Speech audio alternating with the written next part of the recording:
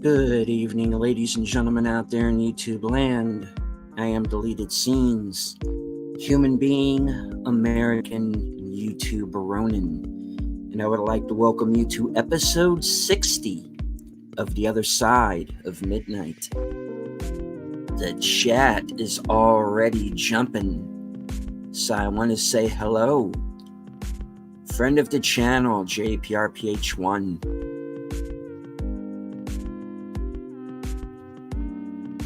Wielding his blue wrench, Matt Cheatwood.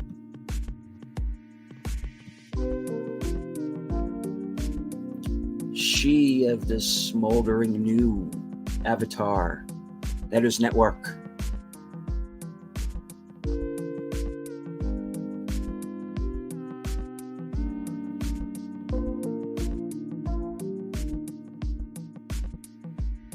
Friend of the channel, channel member JPRPH1, FKHC 2005, sometimes known as Tim, Putin's cat in the house.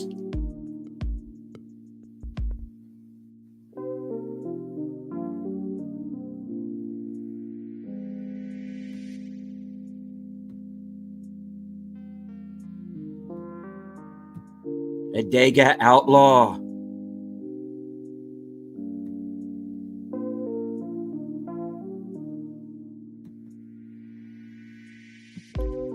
All right. My guests are backstage. Been waiting patiently. So, let's not keep them waiting any longer. Tired midnight blogger himself, Curtis Selby. Thank you very much. Thank you for having me on here, sir. That's all I got. This guy. Yep. Hello. From Fluff Chick Productions, Connie Cleary. Hi-yo. Enigma Severus. Eventually, I'm going to have a tagline. I just don't have one yet.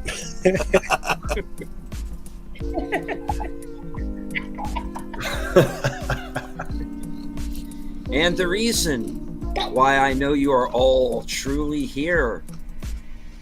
She's denying it, but it's true. Sin's Corner. No. I always do this. Well, yeah. I may also do this from time to time. No, There don't you do go. that. Stop. Woohoo! Stop. But I mean, Okay. Now it's a stream worth watching.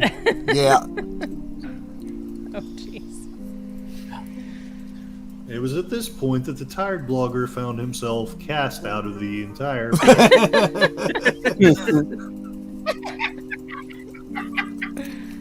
Oh my. That guy, I'm glad he's gone. Get rid of him. Oh, so you've seen that stream that I was in? What did you do? Nothing. Didn't do nothing. Are you I sure? Hey, I was oh, exonerated I of all charges. And hello to the Clue Channel. What she said. It's about, It's about time the old Duke boys. There you go. Exactly. And backstage, John Snyder, Tom Out Live. No, sorry. That would be pretty damn awesome. That would be, yeah. What? Think we could get him? No, sorry. You could until don't you have- said I was here. I don't have that kind of money, man. Tell me about it. Right. A great show. Thank you. Yeah, it's This late was and fun. tired. Thank you. See y'all. Yeah. By the time Yeah. you get through the chat and the panel, I know. Sen has to pull like 2 all-nighters to get up with the movies. Right? Right. Right on. And we're going to be getting to that because it seems you and I are in a bit of a disagreement about the movie that was released this weekend. But Yes. we'll get to that. Yes, indeed. Obviously, you know, we do have, as Curtis said backstage, the elephant in the room. And that is the, let's call it what it is, the assassination attempt on former President Trump during his rally in Butler, Pennsylvania yesterday. Former and future President Donald Trump. Yep. I think we're I think this. I don't know. Crazier things have happened, but I would think you this know, would. there's a lot of time left before the Yeah. election. You never know. A A lot of people are saying it's his to lose. But I keep telling people, if you are supporting Trump, then don't fall into the mindset that it's in the bag. Get out and vote. Still try to do what you can to, convince people to vote the way you'd like to see them vote. Nicely. Let's try to be civil, maybe. Yeah. Can we bring some civility back into this country? Would be nice. Would be if people would stop. I'm sure. Shooting at each other? Folks, Nazis. Simon, what conversation are you in? Yeah, not that way. Wait, what? Not that way. Simon. I take it back. This is the kind of crowd I should be in. Yes. And hello to Logical Spark. Spark. There we go. Lots of people up tonight. I couldn't hardly sleep last night. I don't know about anyone else. I never have trouble sleeping. I couldn't sleep last night. Well, it was certainly. Yeah. I mean, I actually, for some reason, I was able to, but it was certainly something first in my mind as soon as I woke up. Just because it's scary. I remember when the attempt was made on Reagan. I was just a kid, but I remember it because it was pretty, it was a big deal. And I also remember how most of the country had no idea how close he really came to dying. Yeah. And that was scary. You never want to see.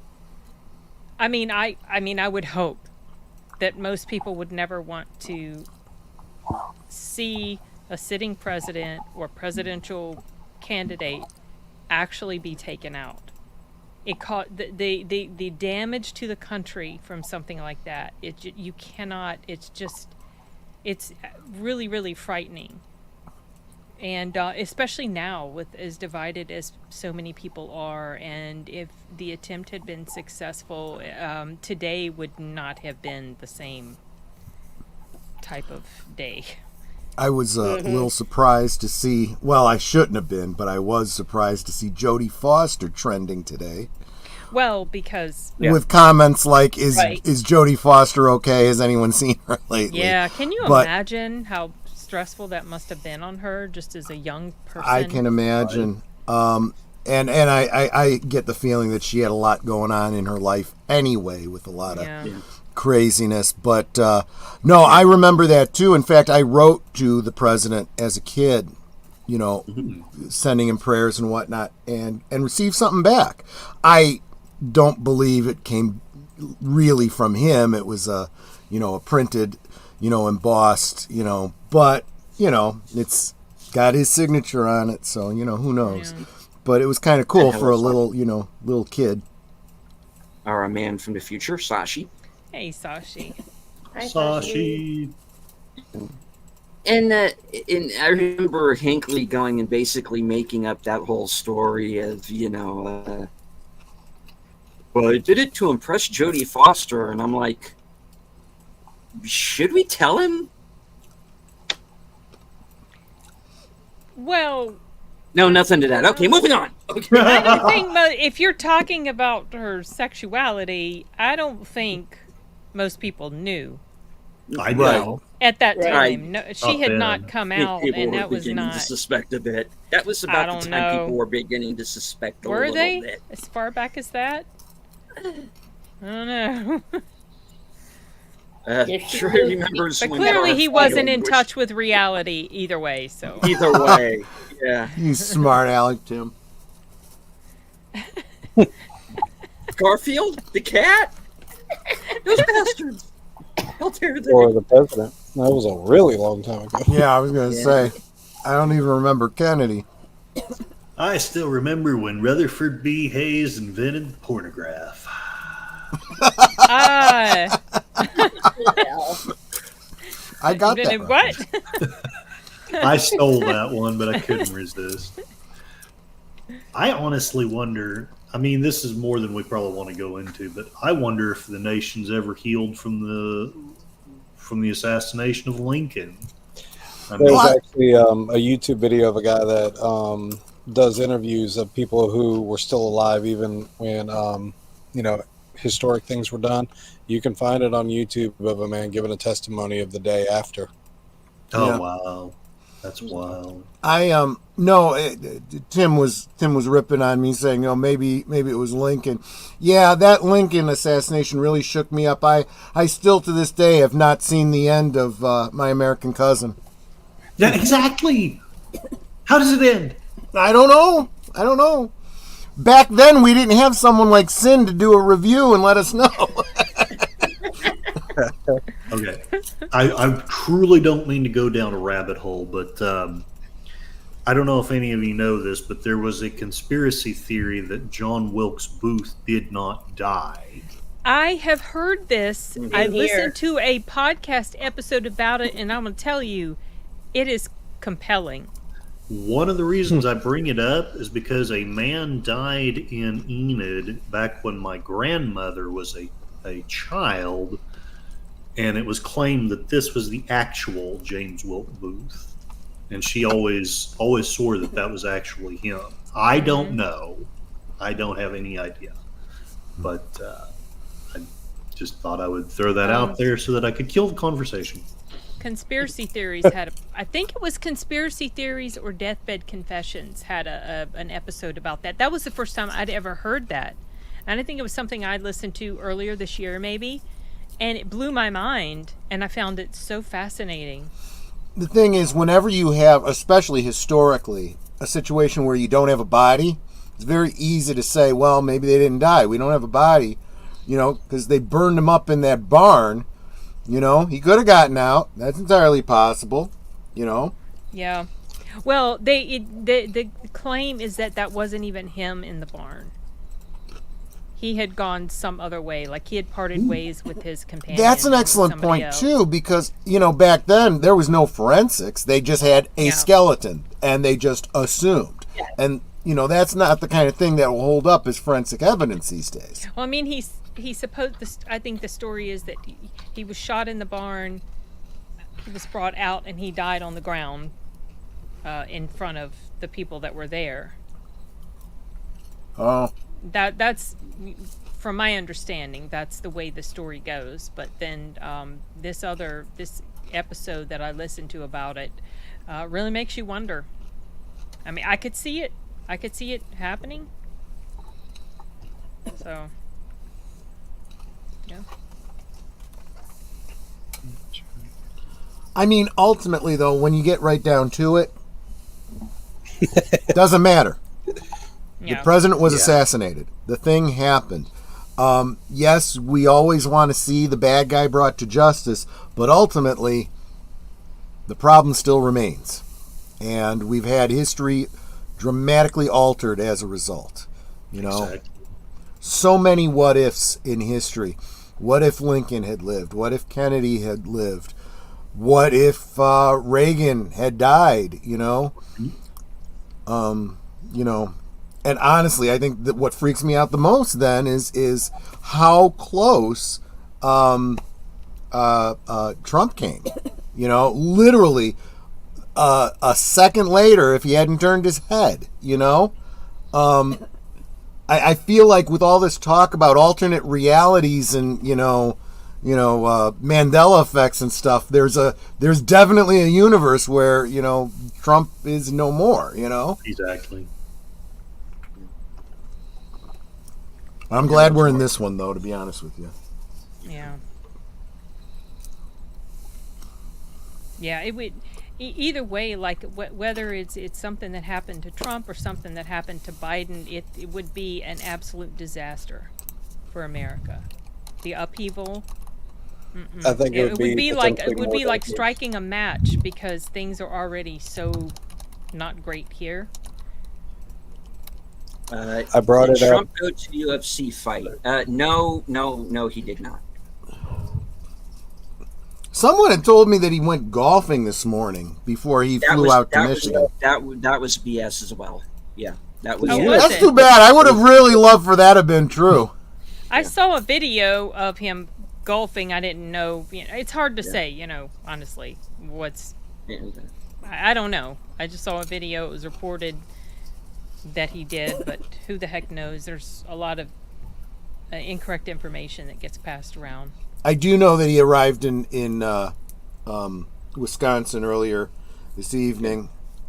Well, Wisconsin. for you guys, last evening. And hello to Clifton 3D and Daniel's Hot Topics.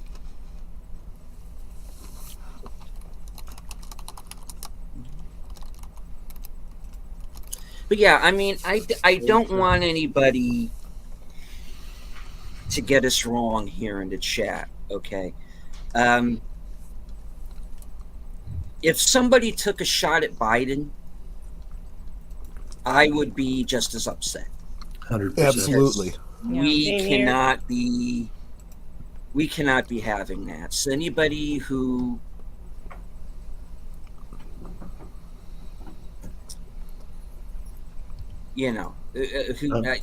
don't get the wrong idea here. It would be attacking an elder, which is Exactly. Well, that's another one. Yeah. Well, honestly, I'm going to say, I hope that Biden stays. Well, I'm not sure he's in good health now, but stays in at least the health he's in now until after the election, because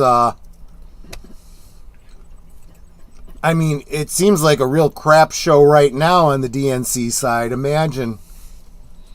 I don't want Kamala as president. I really don't. I think a lot of people don't, even a lot of Democrats. She is not popular, even among the Democratic Party. And so Clifton 3D, I don't have them blocked. I'm on deleted scenes chat. Yeah, hopefully. Yeah, hopefully we're all good. And hello to Gorilla's Random Thoughts. Hey, keep it down. I'm trying to sleep. Thank you. That's an excellent point that I hadn't thought about before. We do have multiple streams going, and if you're commenting anywhere, the other streams are not seeing your comments unless Deleted Scenes brings them up on screen. Yeah, I got to pick and choose. It's unfortunate that it can't just go out to every channel that's streaming, because I'm trying to keep an eye on.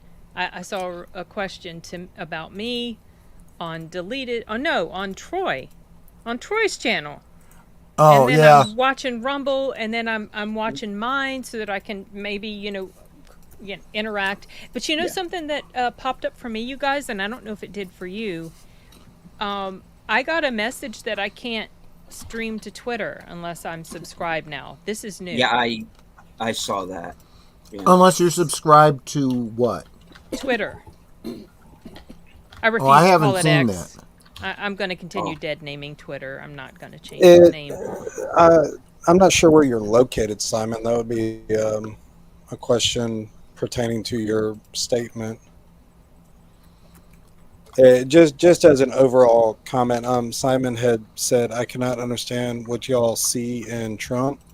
Everything I've seen him say or do just makes him seem like the trashiest person. And the thing is that, here in the United States, but also in other countries, you are filtered. You are receiving Yeah. filtered observation of what's on TV. Anything you see on TV is filtered by the lens of a bunch of people who say you can have that on TV, you cannot have this on TV. Yeah. If let's just use as an example, if Miss Sin goes on to her channel and shows my photo of my YouTube channel, says this person has done irreparable damage, that's the filter you have, and then I just jump off my YouTube.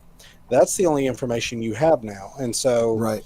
yeah, it's a very dangerous thing with our media. They're very even our own media here in the States. If you look at the initial reports that came out yesterday, Trump removed from stage after hearing a loud noise. Or another one was. Or he was fell. removed. He fell. That's why he was removed. And it was very obvious early on that it wasn't just something had happened. My folks watched. They saw it happen live. Yeah, and that's just it. It's like it was we saw with our own. We saw blood on his face. That wasn't just a loud noise. Okay. Yeah. And then it comes out somebody in the audience died because they were shot. Yeah. Were they shot by a loud noise? See, and therein lies the problem. We have too many people that hear the first thing and that's all they believe. And anything that comes after that challenges what they already believe. Well, you're a conspiracy theorist. No, I freaking watched it with my own eyes. Yeah. And you can hear the puck shots that he was taking. Love that comment, Richie. Love it. Even I got Mark Melnikoff here in the chat. And he'll be the first one to tell you that I red pilled him because he would come to me with things like, "Oh, I can't stand that Trump. He's a racist." And I said, "Really? What has he said that was racist?" Well, people have said. I don't care what people have said. What did he say or what did he do that you know of that demonstrates that he's racist? Because I can literally find a whole bunch of people that have met him and interacted with him, people of color, that say he's the greatest guy ever and was very helpful to them in their personal life, and you never read about it in the media. I have a sidebar for you on this one, Troy, and it kind of encompasses a lot, and it talks about movies if you'd love to hear it. Have you ever heard of the movie Molly's Game? Yes. This sounds familiar to me, but help me out. Now, Molly's Game deals with a woman who ends up creating poker opportunities for celebrities. And so Molly is the main contact. Now, here's the thing. Molly ends up getting kicked out of this one poker game in LA while she moves to New York. She ends up getting and receiving a mass amount of information and garbage on all celebrities. I am talking about all of their contacts. Hold up a second, Enigma. Simon, no. This is Trump can't be racist because he's my friend. That's what I'm talking about. This isn't him saying this. This is people coming out and saying, I am his friend. He did something. He helped me. He cares about me. This is testimony from people of color. This is not him holding himself up. This is the kind of thing I'm talking about, Simon. It's people who don't bother to look into it for themselves and are just going to believe whatever the hell they want to believe. Okay, calm. And no, I'm not going to go and find you links while I'm on a stream. If you're not going to be bothered to go do the research yourself, then continue in ignorance.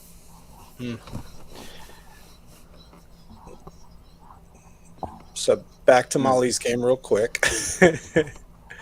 In the movie, the woman, and my father was the one that pointed it out to me, but he said, did you notice in the movie they had a specific line, celebrities are now gloating on who has been able to fly on Air Force One? And I was like, yeah. And he goes, this was during the time of a specific campaign and a specific administration.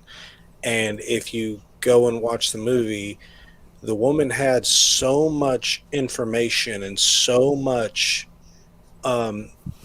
gossip on every celebrity that wishes people were this, that were very racist, that would not give leading roles to people because they were not black enough. Lots and lot. And this is in the movie. This is not me talking. It's based on a true story. The woman has a book out on Amazon. You can go and read it. This is why Tobey Maguire got literally nothing after Spider-Man, because he is the one that they're talking about in that movie. Wow. Wait. I'm sorry. Okay, wait. My brain must have fried. What? I don't understand. Okay, tell me. How is he? What was the deal with Tobey Maguire? Tobey Maguire was a celebrity that ended up bringing Leonardo DiCaprio to poker games, and Molly Bloom was the woman who was in charge of organizing the poker games. Okay. Tobey Maguire one day, inside of Molly Bloom's testimony, tried to get her to stand up on a table and bark like a seal because he was going to give her $1,000 to do it. Oh my gosh. And this goes. They don't go as far in the movie with that, but basically, a lot of people in Hollywood knew about this, and so Tobey Maguire ended up getting blacklisted for a good while because of how he had treated people in the celebrity world. So when we are discussing, this is how this person appears, we don't even know the half of what these elite powers legitimately do. I mean, we've seen a glimpse of it, and the example I was pointing out is the movie Molly's Game is the name of the movie with Idris Elba. Awesome movie, love the movie. But we don't even know the half of what they legitimately do behind the scenes. So for people to come on and, well, I saw on the news he's this. Yeah, they paint people like that. Mm-hmm. You go through a massive amount of filters. I mean, we've seen here in Georgia, he went to a Chick-fil-A. You had a ton of people hugging him, talking to him. And this was on Channel 2 for Georgia. They couldn't stop it. And, we thought it was great. Saw a video today of him saluting somebody up in another state. And I don't know if it was before or after. But there are a lot of people who love talking to him. So, again. But yeah, Molly's Game. I just thought it was a great plug to put that in there before we go off on tangents. I never go off on tangents. You were the most calm person when you were upset about something. Well, I think some of the things that I've said on my channel, I mean, I don't want to bring it up here because this is not my venue, but I'm not exaggerating. I've survived some of that terrible shit, and I don't always keep my cool, but I probably would not be here if I lost my cool much more often than I have. You just have to. But I appreciate you're very kind to say it. You're very kind to say it. It's my goal in life, man, just to help others. I know. No, you're a very. I don't want to get too gushy here and sound disingenuous, but you're a very. I found you to be a very kind person. So, let's move you over. Outside in my head, that's not the case. Oh, you don't want to know what goes inside my head. No. That would be basically bad. We don't want to open the can of whoop ass. Well, I'm too old for that. But yes, Enigma may not be. What's that? Oh, you might not be too old to open the can of whoop ass. I am. Thanks, Adega. Why doesn't media remember this? Yeah. Oh, wow. I thought I've revealed my age pretty well. I'm 109 and won the battleship. Muhammad Ali and Rosa Parks. Take it up with them. How's that? Sasha, I, however, go. Somebody at the shop not liking their opticals or something. And I never make sweeping generalizations. I have noted this about you, Troy. You never do. Wait a minute. Think about it for a second. I'm I never make sweeping generalizations. Yeah, I know, like I love that. that. I should never make jokes that you have to think about late at night. Okay, so that when you said that, that reminded me of that it was the debates in 2016, I guess. Mm-hmm. And I didn't see all of them. I just saw like bits and pieces of it. But so Trump is just not the best orator, y'all. He can't. No. He just can't. He just doesn't communicate very well. And to be frank, he is very juvenile in a lot of times the way he talks. But in one of the debates, he was, how he will often repeat phrases multiple times. And at one point in the debate, someone accused him of, he's just repeating himself. I'm paraphrasing totally because I don't have it all in front of me. But it's like, he just says the same thing over and over again. And he said, I do not repeat myself. I do not repeat myself. Like, oh my gosh. Oh my gosh, that's brilliant. Right there. I mean, dude. Oh my gosh. The comedian Shane Gillis has imitated him the best, in my opinion. Shane Gillis, if you ever have a chance, just listen to how he imitates Trump, and it's hilarious. His way of doing it is just so funny. And this is one of the things that I'm going to keep talking about you, Mark, because you're my success story. Because he had said the same thing. I don't like what he tweets, and I'm like, yeah, but you may not like what he's tweeting, but what is he actually saying?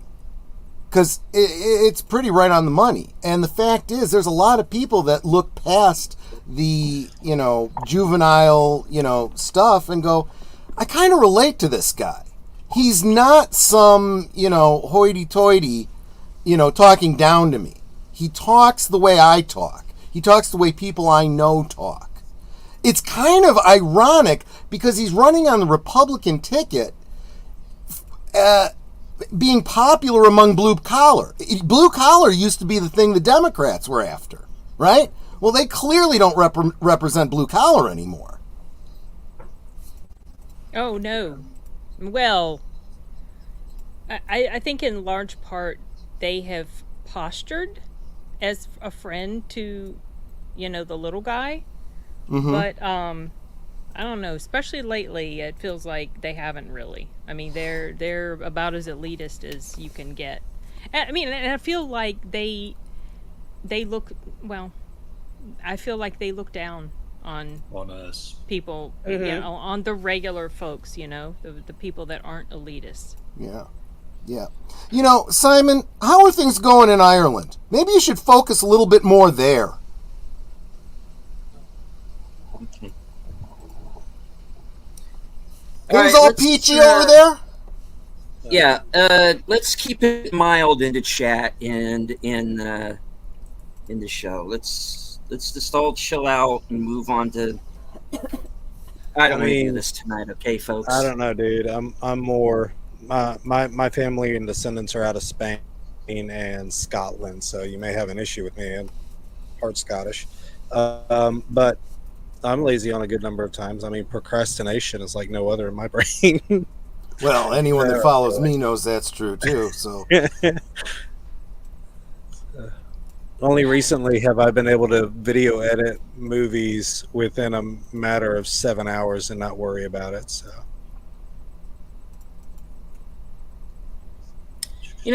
all right. Look, Simon, I don't want to get into it with you, all right? Because I got no personal problem with you, okay?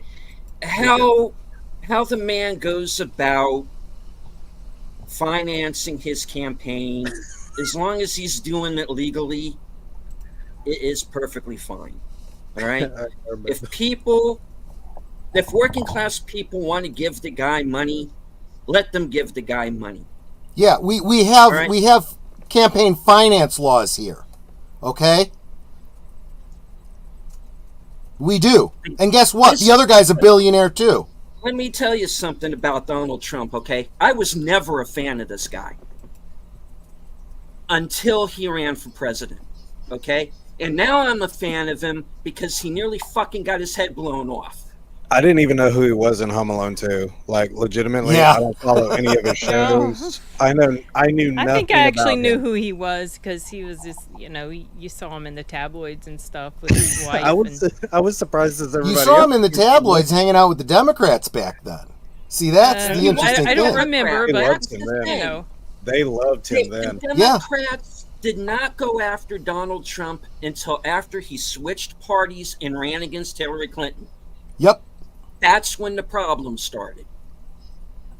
Yep. Because he dared to run against their queen. I Yep. was tempted to get that magazine too, where it has Like Madam one. President on there. I was tempted to grab that.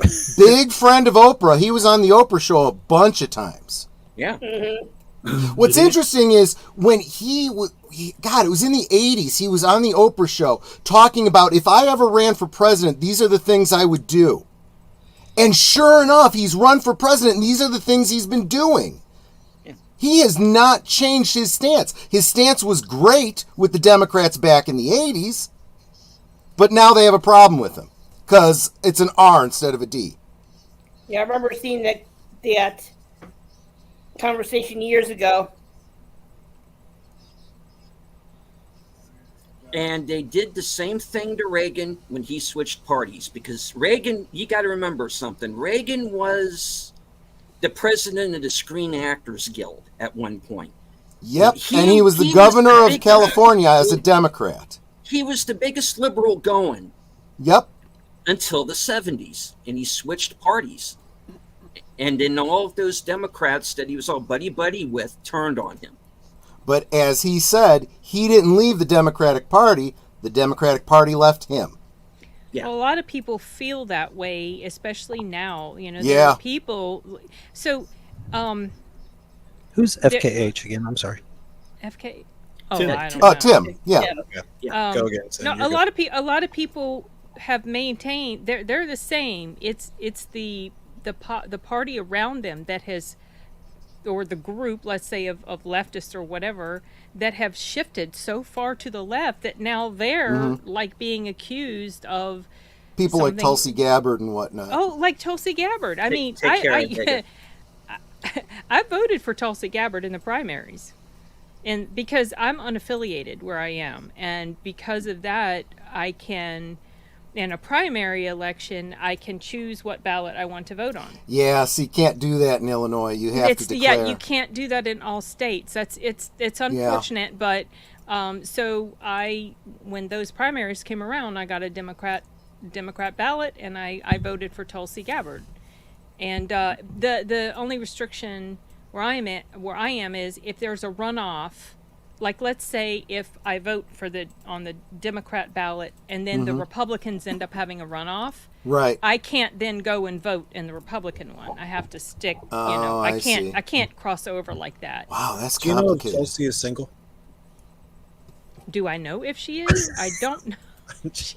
I She was until this weekend when I swooped her up. Oh, you son of a bitch. You I know mean, I'm and let's full of face it. crap. I mean, All right, he's gone. but I mean, I don't know why my head went to Tulsi Gabbard first. I should have gone to RFK first. I mean, he's been a lifelong Democrat. They literally wouldn't let him run. Yeah, they put in. Well, the problem is this two-party system, y'all. Both parties have made it difficult for third parties to flourish. We need a Mexico to happen. Like We need Ron Swanson. in Mexico, this one party had control forever, and elections were a farce because the PRI was always going to win, always, always, always. And then AMLO comes along, and AMLO is kind of like, he's almost like the Mexican version of Trump. He really disrupted things, you guys. And they hate, like the media, Yeah. even our media here, they hate him. They cannot stand him. But he has done a lot of good things for Mexico. A president in Mexico only has 6 years they can run, and they can't run again. But he has really helped turn things around, and his successor won. So hopefully she'll be able to carry through with his vision, his plan for Mexico. But until that happened, like the PRI had a stranglehold. Then at one point maybe the PAN won, but then the PAN ended up being about as corrupt and terrible as the PRI. So so it's like we need more than just two parties that control things. And welcome West V Mountains. The Italian version of Trump typically needs lasagna. Okay. Well, now. Yeah. Wow. But I mean, I tell you, there are times when I would rather vote independent, but they make that rather difficult to do in South Carolina. Here's what I've often said about this whole two-party system we have. I get the desire for a third party, but if you have multiple parties, you end up with some of the parliaments you see in Europe, right? Where the populist, person wins, but then the other factions combine together to make sure the populist is kept out. That's pretty anti-democratic, So I feel like in a lot of ways you get a little bit closer to democracy with a two-party system. However, that being said, we have now come to a situation where Republican and Democrat are the same deep state puppets, and it is no longer right versus left. It's populist versus statists, is what it pretty is. much, yeah. It's money. And hello, who can buy their person. And this is why you see populist Democrats leaving the Democratic Party. I never thought I'd see something like this in my lifetime. We could see the end of the Democratic Party, and what could end up happening is a socialist party, RFK's independent party becoming the new Democrat Party. And I don't know it's still too early to call for the Republicans, but since a lot of populists have started coming in, maybe there's going to be some reform happening there. One can only hope. Who's that one guy? What I will say is that no one president is going to make a change.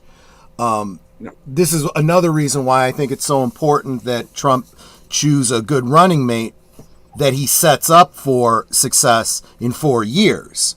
Can I say something that's funny? Yeah. I don't know. Can you?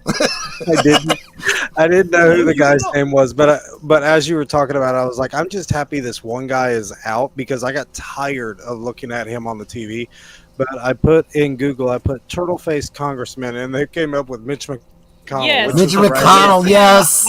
Yes. I hate that guy. Oh, my gosh. He was so passive and so annoying and expected. It felt like he was on the English side in the movie The Patriot, where you just walk up and you let people shoot at you. Yeah, like, he's another one like Biden who's like checked out behind his eyes, and he's just kind of drooling through his press conferences and stuff. Yeah, I couldn't. Hello, I couldn't give Trudy it that much longer. And do you mean the conservatives or the Tory conservatives? I know that there's a difference. Michael Myers for me. No.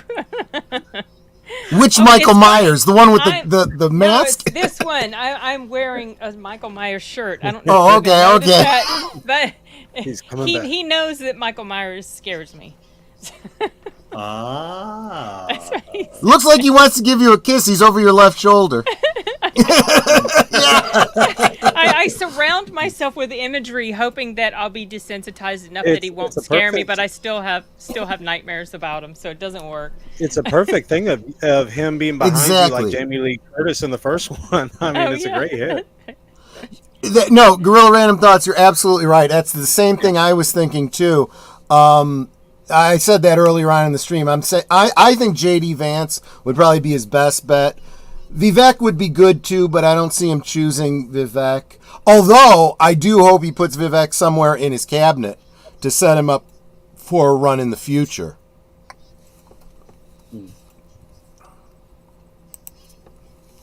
Read by Nature saying he meant the Tories. Yeah, no, okay, then I know exactly what you're talking about. I agree with you. Man, I love England too. I was over in Oxford for a good while. Love that place. Michael Myers would need a. He definitely wouldn't, would he? Especially No. the Michael Myers from Halloween Ends or Kills. Unstoppable. Surgeon General Vivek. Okay. Perfect. Sure. Anyway. All right. No. Oh, did y'all see on the news? We switched over to CNN at one point, but this was hilarious for me.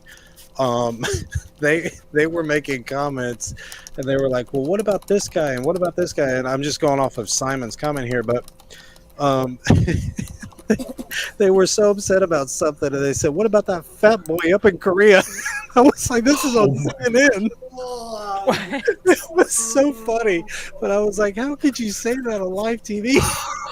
Because some of these people are unhinged. They have lost the plot. They really are. Really, It like was there's so something funny. in their brains broke when Trump became She president. couldn't think of the guy's name fast enough, and she goes, "That fat boy up in Korea." You know, That is I actually would kind of agree. funny. I would agree with this, except I'm one of the people that believes that the Department of Education, along with all the other three-letter agencies, needs to be abolished completely. I think a lot of things need to be abolished in Yeah. the government.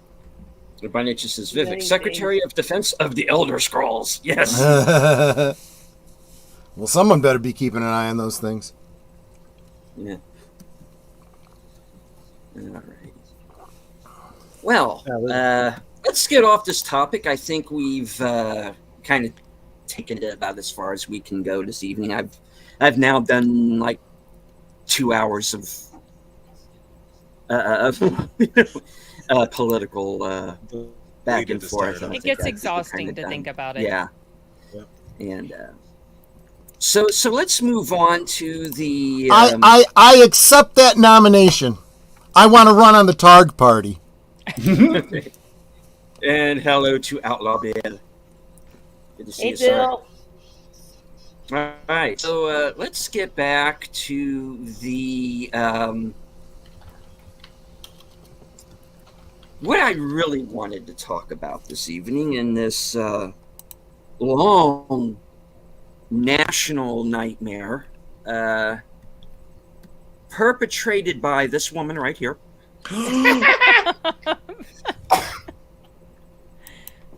Who dare?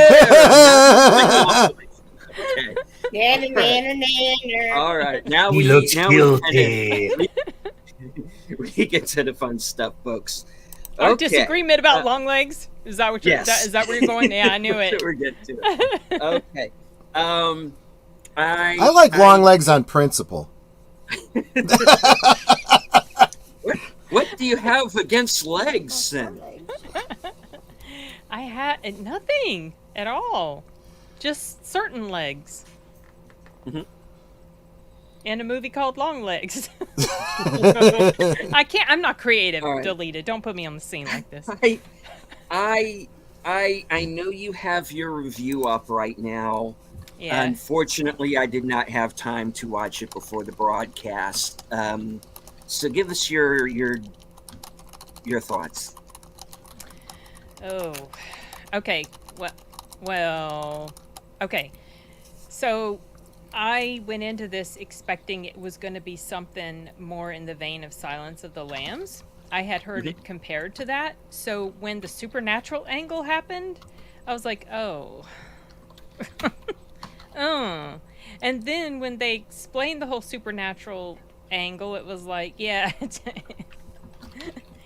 It was like, okay, a lot of questions were answered. So I was like, all right, that's good. But for some reason, it just didn't sit. It just did not work for me. And some stuff got a bit convoluted at the end. And also when, yeah, well, I don't know. Nicolas Cage was pretty kinky. When a certain death happens, to me, then the rest of the movie, it made no sense for that to happen. Because there was no reason for it anymore. If you're going to go based on the exposition that we were given at the end. And also, Nicolas Cage, his performance did not work for me in here. I mentioned that the more he was shown and the more he talked, the more it was just like Nicolas Cage. He's just in all his insane glory. This is Nicolas Cage.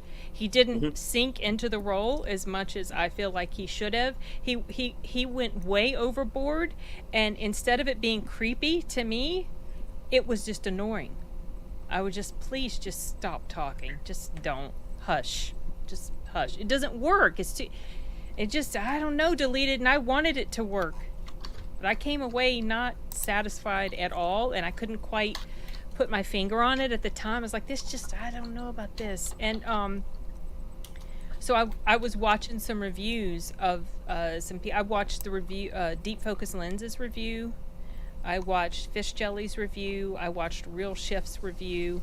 And they, each one of them had some elements to their review that touched on the things that bothered me that I couldn't adequately put into words. And so that was helpful because I was like, yeah, that's exactly what it is. I just couldn't, you know, sometimes you just can't put your finger on what's wrong until you hear it explained. And then it's like, yeah. So I didn't outright hate this movie, but it was such a disappointment that I can't give it even as high as a 3 out of 5. And it's kind of a bummer. I don't know. I feel like the reviews for this are very overrated. I feel like the marketing campaign has fed into the mentality that has driven the reviews as high as they are. Like, I'm talking critical reviews. Obviously, audience is gonna, you know, but the audience reviews aren't as high as the critics. So yeah, it just didn't work. I did see an interesting breakdown on the movie, interesting theories about it. I won't get into specifics here, but I'll try to remember to share a link with you. It was on Twitter. Some of it makes sense, but I don't really buy all of it. And it has to do with like the mother. Yeah, this is why I wish we had Al here for this part of it, because he is like he's an Alicia Witt super fan. Yep, absolutely. And so I do know his review for this movie is a favorable one. He didn't think it was a perfect movie by any stretch, and neither do I. But well, I said when I reviewed the movie, everybody is not going to go for this. It's not going to work for everybody. I think it's going to be a diehard horror movie fan. Diehard horror movie fans will go for it, but the casual moviegoers, I don't think so. Well, I mean, not all casual moviegoers like horror anyway. No, exactly. So I found that thing. I'm going to put it in the private chat. The link, by the way. Well, good night, Tim. I know you said you had to go good night, after a certain point, night. So take care. But yeah, like I said in my review, you know, it's not going to be for everybody. And the audience I saw it with, it's pretty obvious they were kind of mixed. You know, that there are people, including the people who walked out and out loud said that was stupid. You know, And then there are other people who were like me, who were kind of into it for what it was, you know. And then there was, that nervous laughter type that don't hurt me, type of reaction to some things.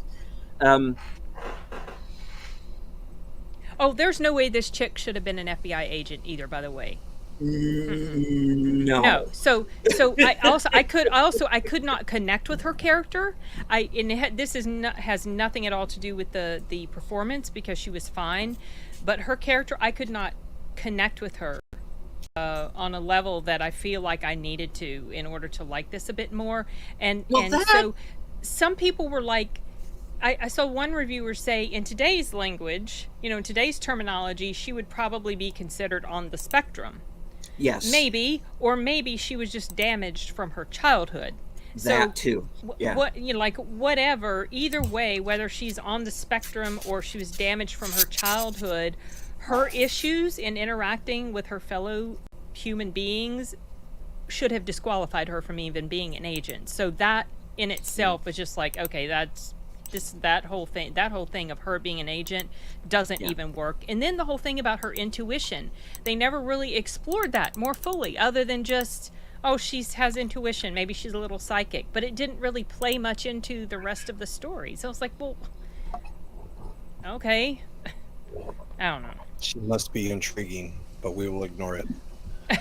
It's just I think the question everyone's forgetting, and the most salient and important one, how does this film compare to Vampire's Kiss? I never saw Vampire's Kiss, but I did see Renfield. Honestly, neither did I. And What? I have not, but Nicolas Cage was better in Renfield. Gotcha. Than he was in here. The only reason... I just couldn't. I didn't like his. Yeah, she's only special, all right. The only reason why I'm saying what is because I think this is the first time that I've seen a film that neither of you have seen, and I doubt that it ever happens again. Well, the problem with that film, though, is it's not exactly one we want to necessarily recommend to anyone. Really, you don't, but it's like a Ouija shark kind of thing. It's kind of a rite of passage in my world. If you can endure that film, you have arrived. You've achieved manhood. The thing with me is that I will give a movie with Nicolas Cage a chance because he's in it. Well, I will too, because I like Nicolas Cage. I do like him, even though I didn't like his performance. I like that other movie he did this year, Arcadian, and I haven't seen that yet. I'm kind of in. I'm in the minority on that one. It's basically A Quiet Place with him in it. I mean, it looks interesting. I haven't gotten around to seeing it.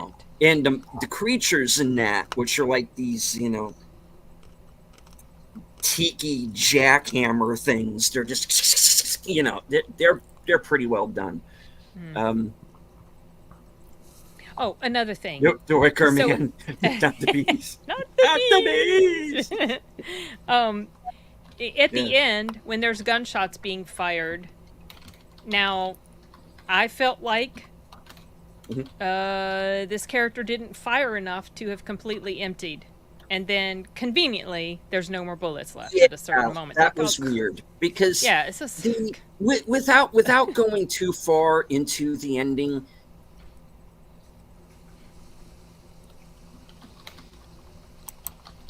You are left to kind of decide what happened after a certain event.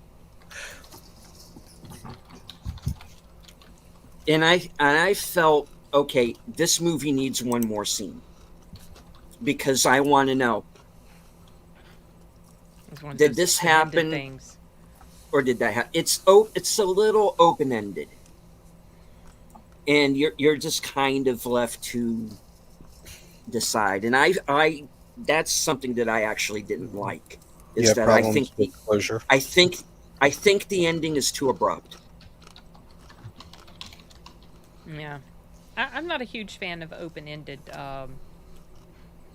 movies You know, either. and sometimes I don't mind it either, but I wanted a more definitive ending, and we needed one more scene for that.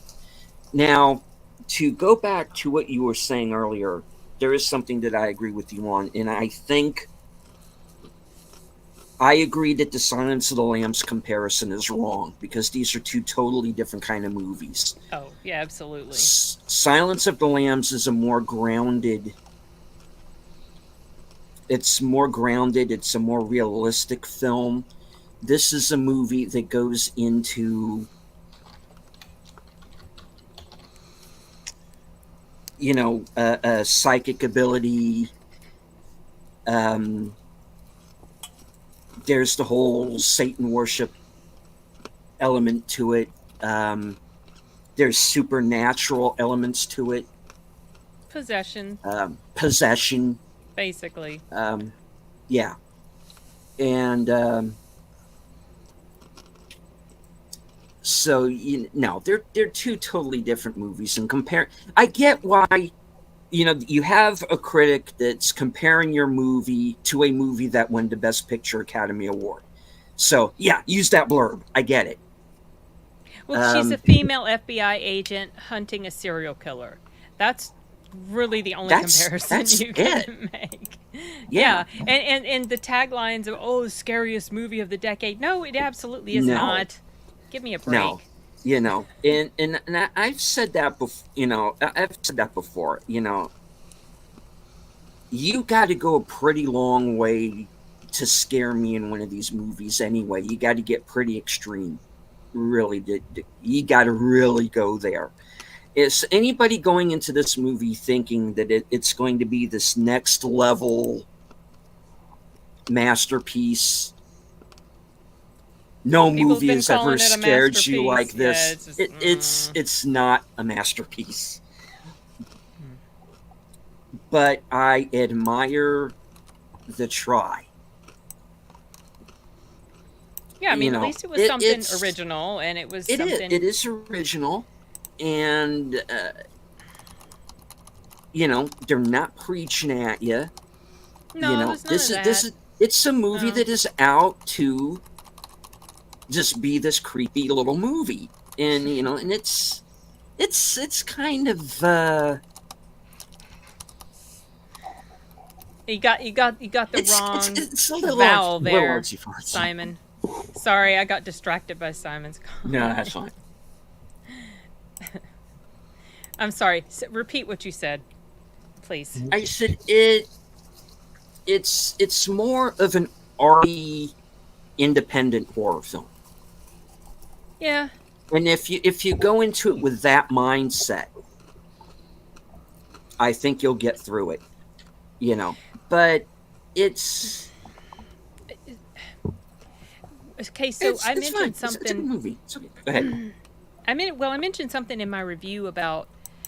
I went into this movie I didn't even read the marketing stuff. You had talked about some of that on one of your shows last Sunday, and I didn't even know that they'd come up with this web page. I was like, "Wow, that's actually really cool," and that started to get me a little bit more excited about it. But I never watched the full-on trailers, and I don't know if the trailers gave this away or even if the website stuff gave this away. So I went in having absolutely no clue at all that this was going to have supernatural, demonic possession elements to it. And that might have been one reason why it didn't work for me either. But it's weird because at the same time, I'm almost complaining that I didn't know, but I also complain when I know too much before I go in. Like with Abigail. I didn't want to know about this thing with Abigail. Mm-hmm. So it's weird to be complaining about not knowing that it's supernatural. I guess, I don't know. Well, unless your theory is correct that you shared, Sin, in the private chat. Then it's not. Well, I don't agree fully with that theory, though. Only with parts of it. But some other parts, like saying about the mother, the motivations of the mother. It definitely sounds like, if that's true, we've seen way too much of that already. with the Babadook and Skinamarink and so many others. Well, it all right. It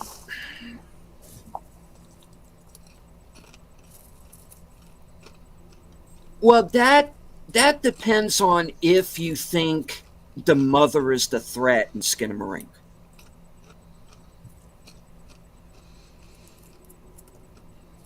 Yeah. And I am not 100% on that. The thing about Skinamarink is it's almost impossible to draw excuse me, a linear narrative there. It's almost like a Jackson Pollock painting, and you're trying to squint and look at it sideways to figure out what's really going on there, Babadook, at least, you can take for face value and say, okay, this is a supernatural, there's a bad, icky bad. And then later on, you start thinking about it, and you go, well, wait a minute. Maybe not. Maybe I misread the whole thing, So maybe those two are not the best examples. Yeah. Now, as far as does the website give away anything? No. In the trailers or on the website, there's no hint that there's a supernatural element to it. Okay. Well, I didn't like. I guess I wanted something more grounded. And it's not that I'm anti-supernatural horror, because I watch supernatural horror a lot. But I guess it just didn't feel like, I don't know. I feel like it was almost bait and switch. I don't know. Well, I don't know about that, but there is something that I extrapolated from that last trailer that turned out to be true. What was it? Because I didn't see. it all right. There is. Oh, is it going to be too spoilery? If you are paying close enough attention to the trailer, there is a major death that is given away. If you're paying attention. All right. And that death happens in the film with like about another 25 minutes of the movie left to go. Oh, I feel like even more than that. Feels like it was I know it feels longer, but it's like about 25 minutes. I clocked it. And okay.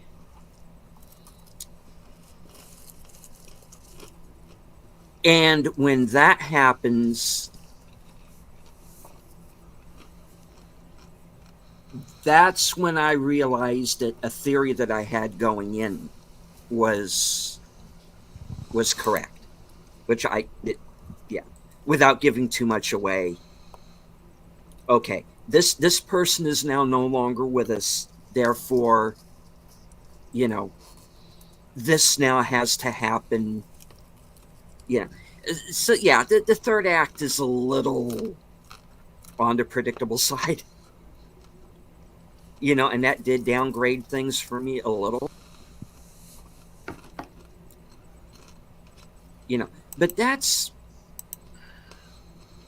this is what I'm talking about when I say it depends on the age group that you're in for certain movies. I saw some things coming in this movie because I have seen the movies that inspired it. So I know what the filmmaker is getting at. If you are like a teenager who hasn't seen thousands of movies like myself by this point in time, you're going to look at this as, wow, this is new. This is the masterpiece. This is this is the nadir. This is the scariest friggin' movie I've ever seen because I haven't seen anything like it. But yeah, I mean, it's not a perfect movie, no. But I like it enough to recommend it, you know. Now, do I like this movie better because we've been given so much crap lately? And I always used to say that because the bar's been so lowered. Yeah, yeah. You know, I used to always say that my way of looking at movies has never changed. I like a movie for the same reasons now that I would when I was 18. But now I realize, what if that is true? What if the bar is so low now that I'm liking certain movies because they're not total crap? Would I have liked Longlegs 20 years ago? I don't know. Maybe I wouldn't have. But compared to a lot of what's out there now, it's better than a lot of the other movies you're going to see.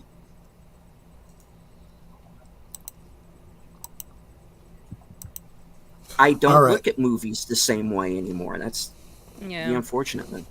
I want to broaden this, going directly on what you just said. So I think we got a lot of horror fans here.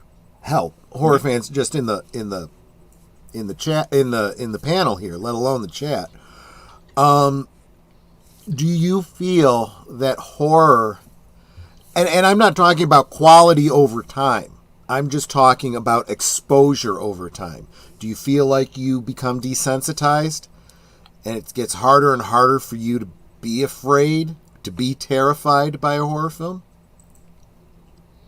Yes.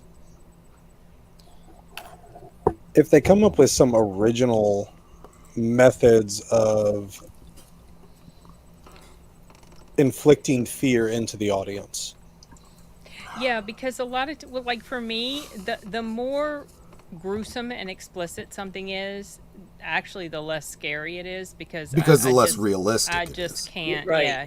So to me, some of the scariest types of films are when well, number one, supernatural horror doesn't typically scare me too much.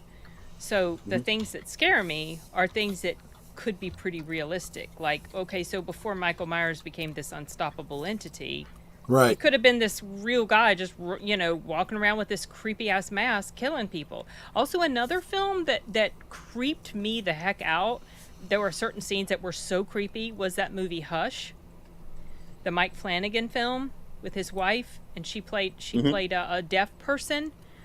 And there was like this killer guy in the area, and he snuck in her house, and he's right behind her, and she can't hear him. You know, like, that's the sort of stuff that really is scary and creepy because that's so realistic.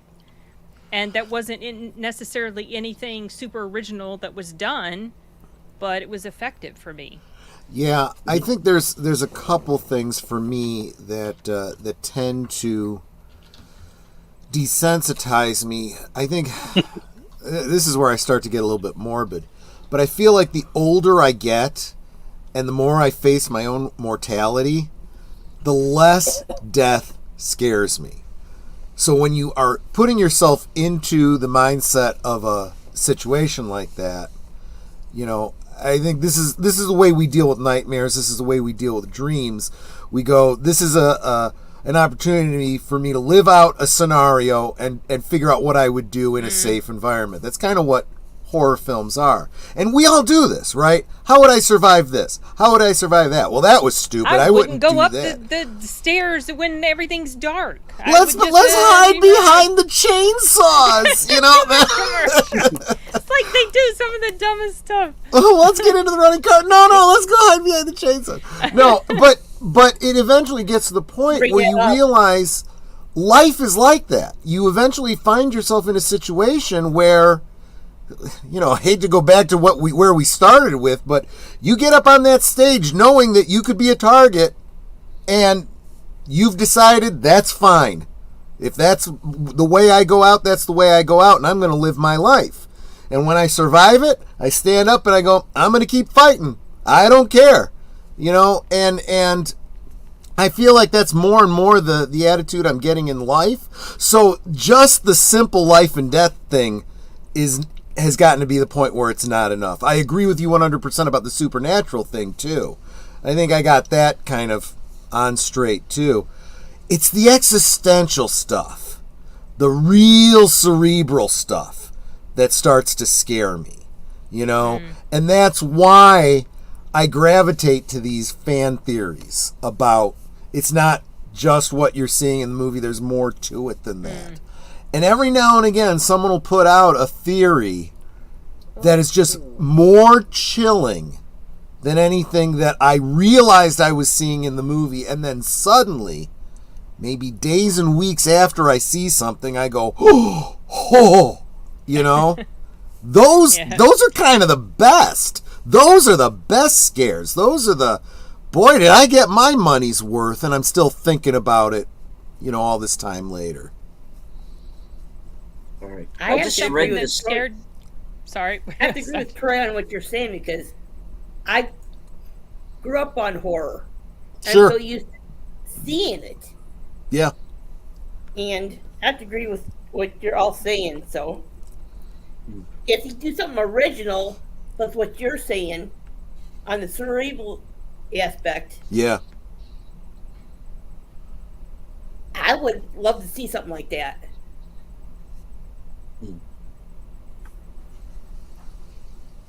Yeah, I agree.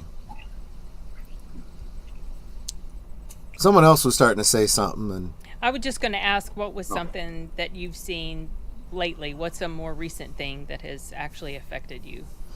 oh, see, that's the problem. I can't think of it. Babadook was actually a really good one. That's why that one jumped into my head. Because when I watched it through, I was like, this doesn't seem real scary. And then I think I read somewhere online somebody did a breakdown of, yeah, no, this isn't supernatural. This is, you know, something else. And I was like, and I literally went back and watched the movie again. I was like, oh crap.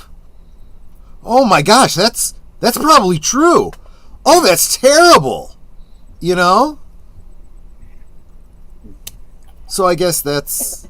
And I'm trying to be oblique because I'm assuming there's some people here who might not have even ever heard of the Babadook. So I don't want to ruin anything. I'd say the last one that really got under my skin, and I've brought this up before, was Poughkeepsie tapes. Oh, right. That one really creeped me out. Enigma, Curtis, anything come to mind as that I'm might truly have trying scared to you think or of one. creeped you out? He's being a smart ass, but he's not wrong. Right on. It's I mean, to be sincere, the last horror I saw was just this last one. What was it, a Wrath or whatever that dude's name was? What is it? What is it? Stupid. In a Violent Nature. And Okay. it didn't scare. I legitimately started fast forwarding because he was walking too slow. So Oh, right. They got to be too much. So he's walking and he's walking and walking and he's walking here and he's walking there and he's walking. Yes, I know. And so I started fast forwarding, and ultimately, I was trying to think of the last one. I really want to say Event Horizon because I was young at that time. Event Horizon was a scary one because of, you know, just the flash scenes that they had going on. It was very original, and again, it's sci-fi. That was the last one I really want to say was having me. But in these days and time, do y'all notice that they're using the music to try and get you to feel when the scare is going to happen, and then everything goes silent, and then they do the dumb scare, and so it's kind of like you're already timing that, and so. Yeah. What I think is legitimately scary is the no music, pure silence, and allowing the scene to evolve itself. That is when you really start like, I'm getting worried. So that is when you know that there's substance to the scare, and not not just the frosting on the cake, you know. And you're right. I honestly get annoyed sometimes by the music in films. If it's really low, really mood setting, maybe I don't even notice it. That's probably pretty good. But it's so in your face, you know. The most successful music to grab suspense and horror was Jaws. That's still the bar in my opinion. Yeah. That, and you know, something I think people forget about that music from Jaws. Usually when you were getting that music, you were also seeing from the shark's point of view. And you can still do it at the beach, and Yeah. people will legitimately get out. Yeah. Yeah. Have you seen those pictures of people watching Jaws, like in a lake or, Yes. or something? And Yeah. I was like, there is. I don't care. I know there's no shark, but there might be a snapping turtle. Come get me. One of your friends sneaks up. And he gets punched right in the face, you know, and oh my gosh, then my friend drowns. No, that would be terrible. Yeah, my dad did that to us when we were at the beach. It was just like, dude, you were a jerk, you know. I'd love We him wanted to have make fun. a horror movie. Actually, I think he'd make a. I Really good would one. too. Yeah. Do Agreed. it, deleted. Your friends are for it. Sorry. It's, music in films like the Gladiator 2 trailer. Oh, All right, I let heard me about say that. something about that. I have not seen any Let of me it. say something about that. Me either. Now, people complained that they put in No Church in the Wild, the Jay-Z Kanye West song in the trailer. There was a Kid Rock song in the trailer for the original movie. I didn't like that either. Well, my I mean, gosh. but the point is, you know, they did it in the first trailer, and that movie went on to win Best Picture. And nobody said boo. I have issues with this movie that go beyond music in the trailer.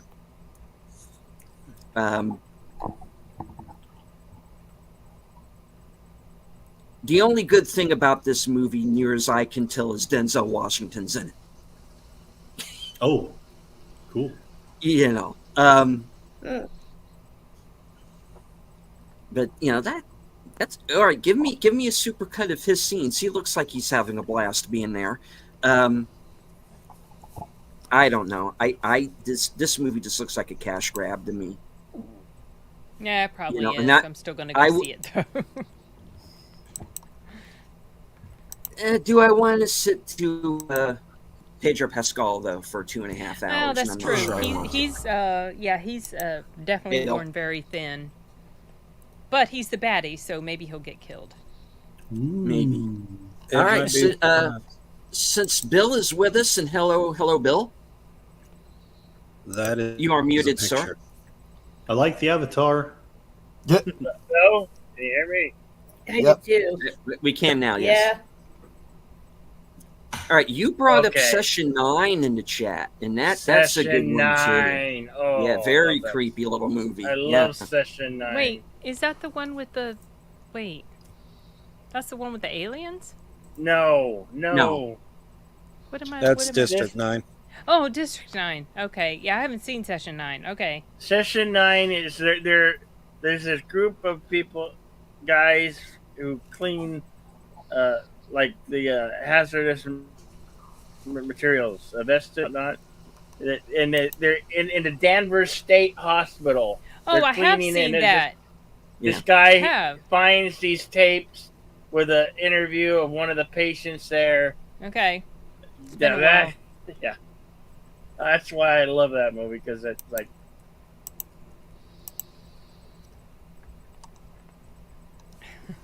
Yeah, very, very underrated, not very well known, very creepy little movie. yeah. It's got David Caruso is in it. Peter Mullen, Yeah. who's this Irish actor who was in Braveheart and a bunch of other things, and Yeah. he's actually kind of the star of it. Yeah. Yep. Josh Lucas. Very creepy little independent film. Anybody who has not seen Session 9, I have go not. and seek that movie out. I've got like a DVD copy of it somewhere in here. I got to find it, but Go forth and find. yeah. No, I was going to say about music. Mhm. You know, what I do with, you know, a lot of, I have a passion to inspire people to want to go and see a movie that I've been passionate about, or a movie that I think has been, you know, amazing. And so what I've noticed is that the symphony or orchestra type music that is intense and inspiring hits a lot better than what we've been seeing recently in music with the rap and the, you know, the R&B or whatever you want to put in there. The music of orchestra and symphony, and this is going back to Gladiator 1, that music in there is what really put a passion into the movie for you. You know, you get Pirates of the Caribbean with some of that, and Oh yeah. you know, you get these songs. And so I've noticed when I'm making videos that the orchestra and the symphony is a heck of a lot more impactful, or the simple music, piano and just the person's voice makes that such a huge impact. And so, yeah, when you have a lot of this massive and loud rap that does not seem to come across well or encompass into the theme of the movie, it kills the entire mood.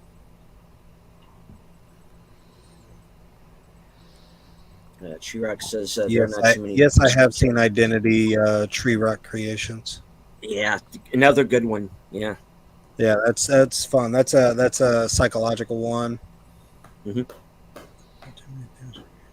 Yeah. Yeah, I spoke about Identity, and when I did this review on this other movie, State of Consciousness, which I thought was fairly good, pertaining to their budget, I guess. Yeah, I thought it was fairly well done. Have any of you been bold enough to see a Serbian film? I refuse. I don't know anything about that. That's I know enough that's about the it movie. that I don't want to see it. That's the movie where I blinked. I refuse. I refuse to see that film because there's very, very graphic child abuse in that film. Oh no. And I do not wish to see it. I know it's not real. I know how they faked it. I don't need to see it. I mean, Yeah. I've had the plot of that movie explained to me. I get it. I understand what the filmmaker is trying to say.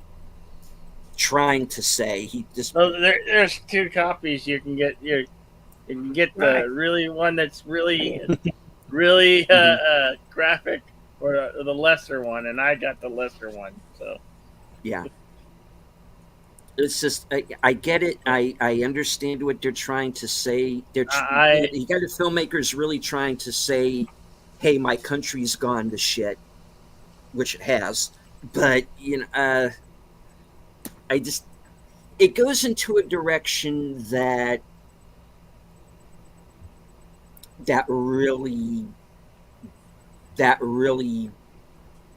bothers me on a very personal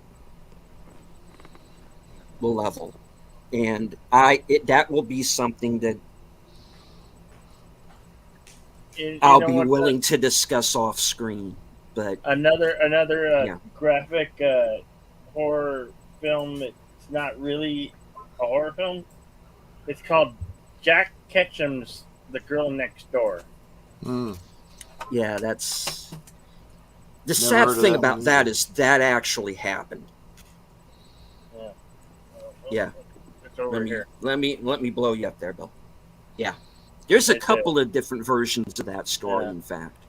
Yeah. Anyway, it's that one's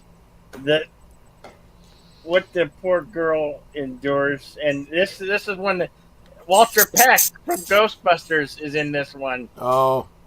Plays the guy telling narrating the story. Man, that is horrific. Yeah. And I think that's another thing about me getting older now is all of the movies that they talk about in these YouTube videos are the most disturbing movie of all time, and here's this list, and the disturbing movie iceberg. And back when I was in my 20s, I would be the guy who would go and seek out all of those movies. Now I don't feel the need to do so. I get it. I don't need to,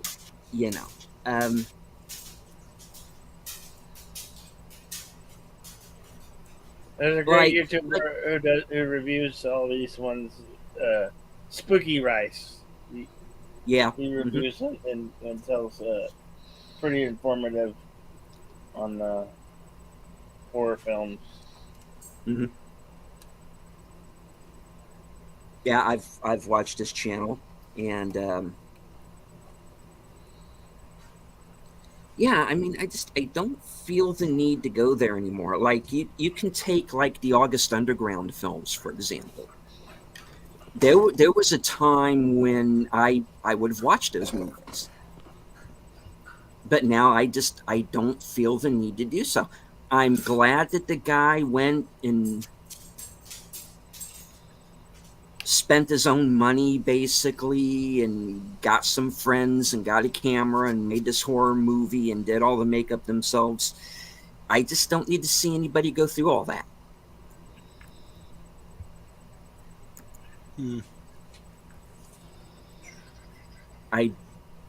It's just it's not my thing, man.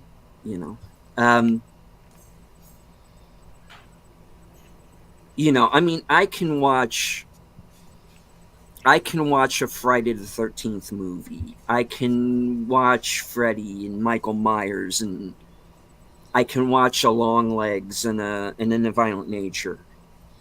But when you're doing a movie about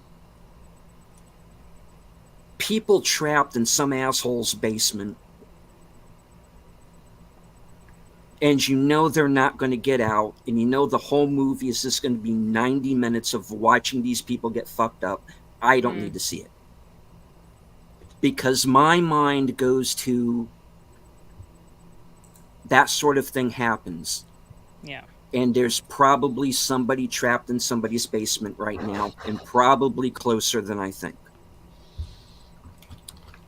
And I don't need my mind to go there. See, that's why I'm a little concerned about this upcoming movie about the two Jehovah's Witness girls that go to the guys. What is it? Something that one. Something pie, blueberry pie, or something like that. Oh yeah, Hugh Grant. That trailer started playing, and then I stopped paying attention to it because I was like, well, maybe I want to watch this, so I don't want to watch the trailer. Right. Oh. Who do we lose? Enigma, come Enigma. back. You lost Enigma? Yeah. Come on. Wait, hold on. Enigma. Hold on. Oh, Maniac. Yeah, that's the original. That's the OG version. Yeah, that one. Yeah. 1980. Yeah. Yeah. Blue Underground. Mm-hmm. They got some good horror movies up there.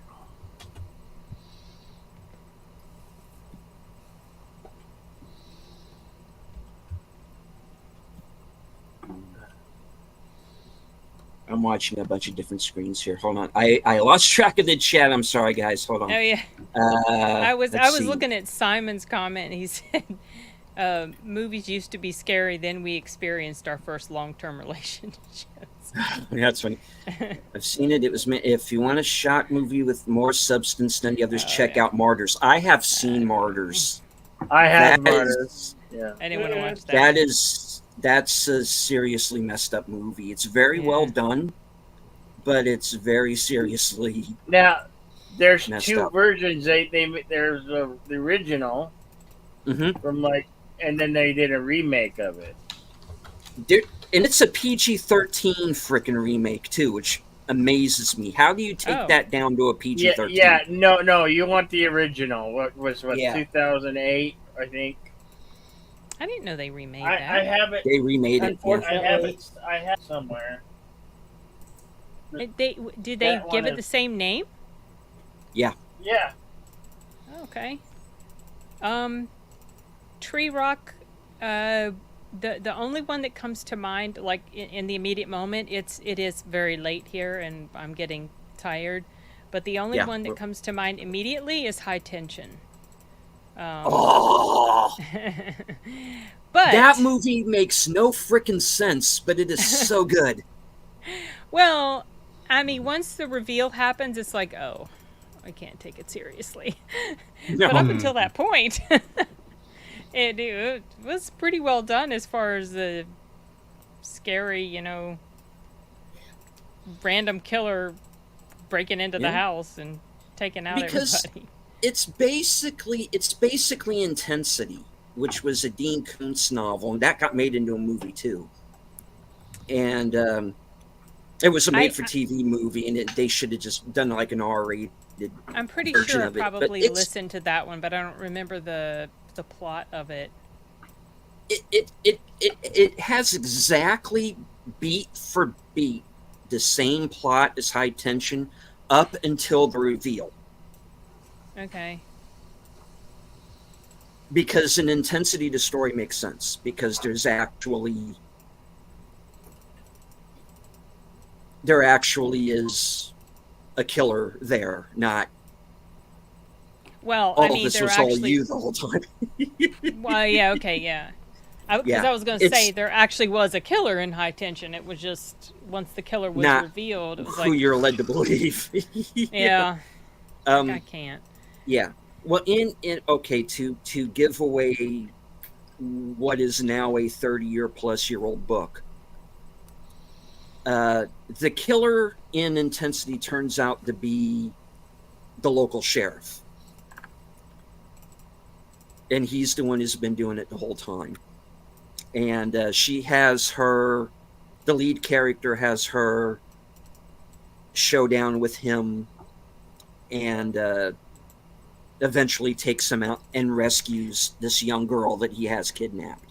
Is that the one where she's been kidnapped by him for a while? Well, Well, the point is he's expecting the family to be there, but he's not expecting her. Which is why he pretty much leaves her alone. He doesn't kill her because he doesn't know she's in the house. So she goes into his van because he's kidnapped her friend and he's going to take her. Oh, I don't with. Gosh, I don't remember if I read the story. Yeah. I don't think I'm confusing it with another. Dean Koontz. It's been a while since I've read it. Oh. Okay. But yeah, it's actually a pretty good book. And the movie, which was like a TV, like I said, they made it for TV, where they had John C. McGinley as the killer, and Molly Parker, and it's not a bad film actually. Piper Laurie is in it. I have seen this. I actually have seen this. Okay. Mm-hmm. I did read the book and I did see the movie. It's just been so long. I thought it was another. Yeah. Yeah, that was back when Fox Broadcasting was doing original films. That's where it aired. But yeah, High Tension basically beat for beat steals the plot line of Intensity up until you get to the reveal. And then it just goes into its own brand of crazy. You know. And hello to Dad Man Walking. Okay. Joe's Atmosphere brought up a movie earlier back when we were talking about Longlegs. Wind River. I tell you, a movie that reminded me a lot of Silence was Wind River. Elizabeth Olsen was awesome as a Jodie Foster-like character in it. Yeah, Wind River is an excellent film. I highly recommend it. It's kind of a modern-day Western, too. Bill and I have been discussing doing this on doing a watch party for that one for a while now. We'll eventually get to it, but yeah, great movie. I do recommend that.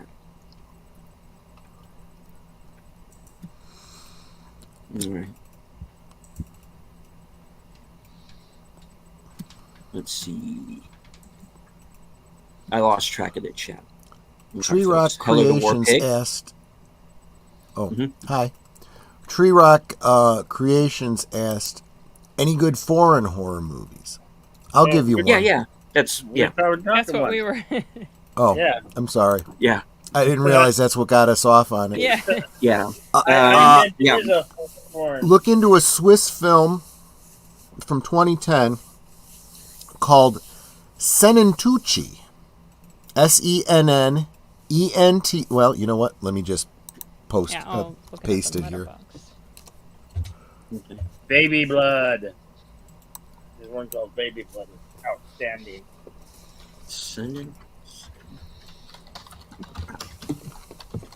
Or Dilamante de Montes, also It's, known as Cemetery Man. Yeah. Senentucci is a very difficult one to explain, especially because you don't want to give away the trick ending. Oh, there's a trick ending. And there's a murder, and there's it's a whole thing. But It's on Tubi. It is on Tubi, so you can see it for free. Let the right one in, the original. Yeah, it's the original. Film. Great vampire horror film. That's I only have the American remake because I'm a frickin' completist. So I put them together in a two-disc case. How dare you, Troy? I Troy, know. yeah, Troy. I know. But I guess I watched the remake just so I can away your horror card, Troy. appreciate how good the original actually was. Let me know if I have the movie you have in mind here, Troy. From 2010. Yep. 3 lonely herdsmen starved of female companionship creates the girl of their dreams from a broom, some straw, and a few rags. Yeah. Oh, wait, that's not the one I found. What? The creation Senentucci lives and breathes to cook, clean, and look after the 3. Why is this now starting familiar? Look after in quotes. Well, the way I found out about this movie was I was watching a John Solo video. He was doing a series talking about the various stories from Scary Tales to Tell in the Dark. And one of those Scary Tales to Tell in the Dark, I don't remember the name of the book, but it's about like a scarecrow that comes to life and, Oh, yeah. Well, he starts talking about the folklore behind, the creation of a scarecrow and the living scarecrow and so forth. And he comes up with the Swiss legend of the Senentucci. And he describes it and he talks about this movie. And I'm like, okay, well, now I got to go check out this movie, right? And I watched it and it kind of messed me up a little bit. I got to be honest with you. By the end of this movie, I was like, oh God, no. Oh God, no. But it's one of those ones that it's now you think you know what's going on here, and then it's not what you think. It's So yeah, definitely worth checking out. Yes, for free on Tubi. That's right.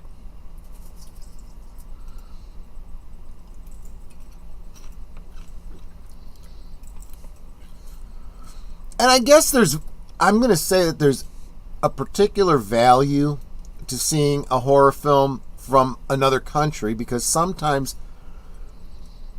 sometimes if you're just seeing the domestic stuff, you're kind of seeing rehash of the same stuff over and over again. And I don't mean literally, although sometimes, yes, sometimes you get remakes and stuff. But I mean variations on a theme. And you're like, okay, I've basically already seen this before.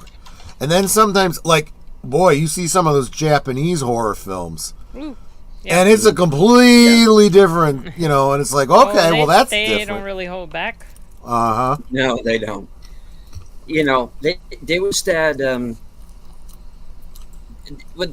there's a Japanese series of horror films that are referred to as the Guinea Pig series. And one of them is apparently so realistic looking that, like, Charlie Sheen called the fucking FBI and thought it was a snuff film or something. Oh my God! I don't know gosh. if that's urban legend, but how fucked up of a movie do you have to be for Charlie Sheen to go, I gotta call cops? You know? Right. You really killed this woman. What the hell? You know. But yeah, I mean, I think it's just a matter of, with me anyway, of how realistic do you make it look, you know. When going back to the Poughkeepsie tapes, you know, that's a movie where you don't see a whole lot. I mean, you see some stuff, but you don't see a whole lot. It's usually just descriptions of things that are going on. I haven't seen that one, because isn't that like a found footage type of film? In places, it's done like it's an episode of like the Forensic Files or something, and then it is interspersed with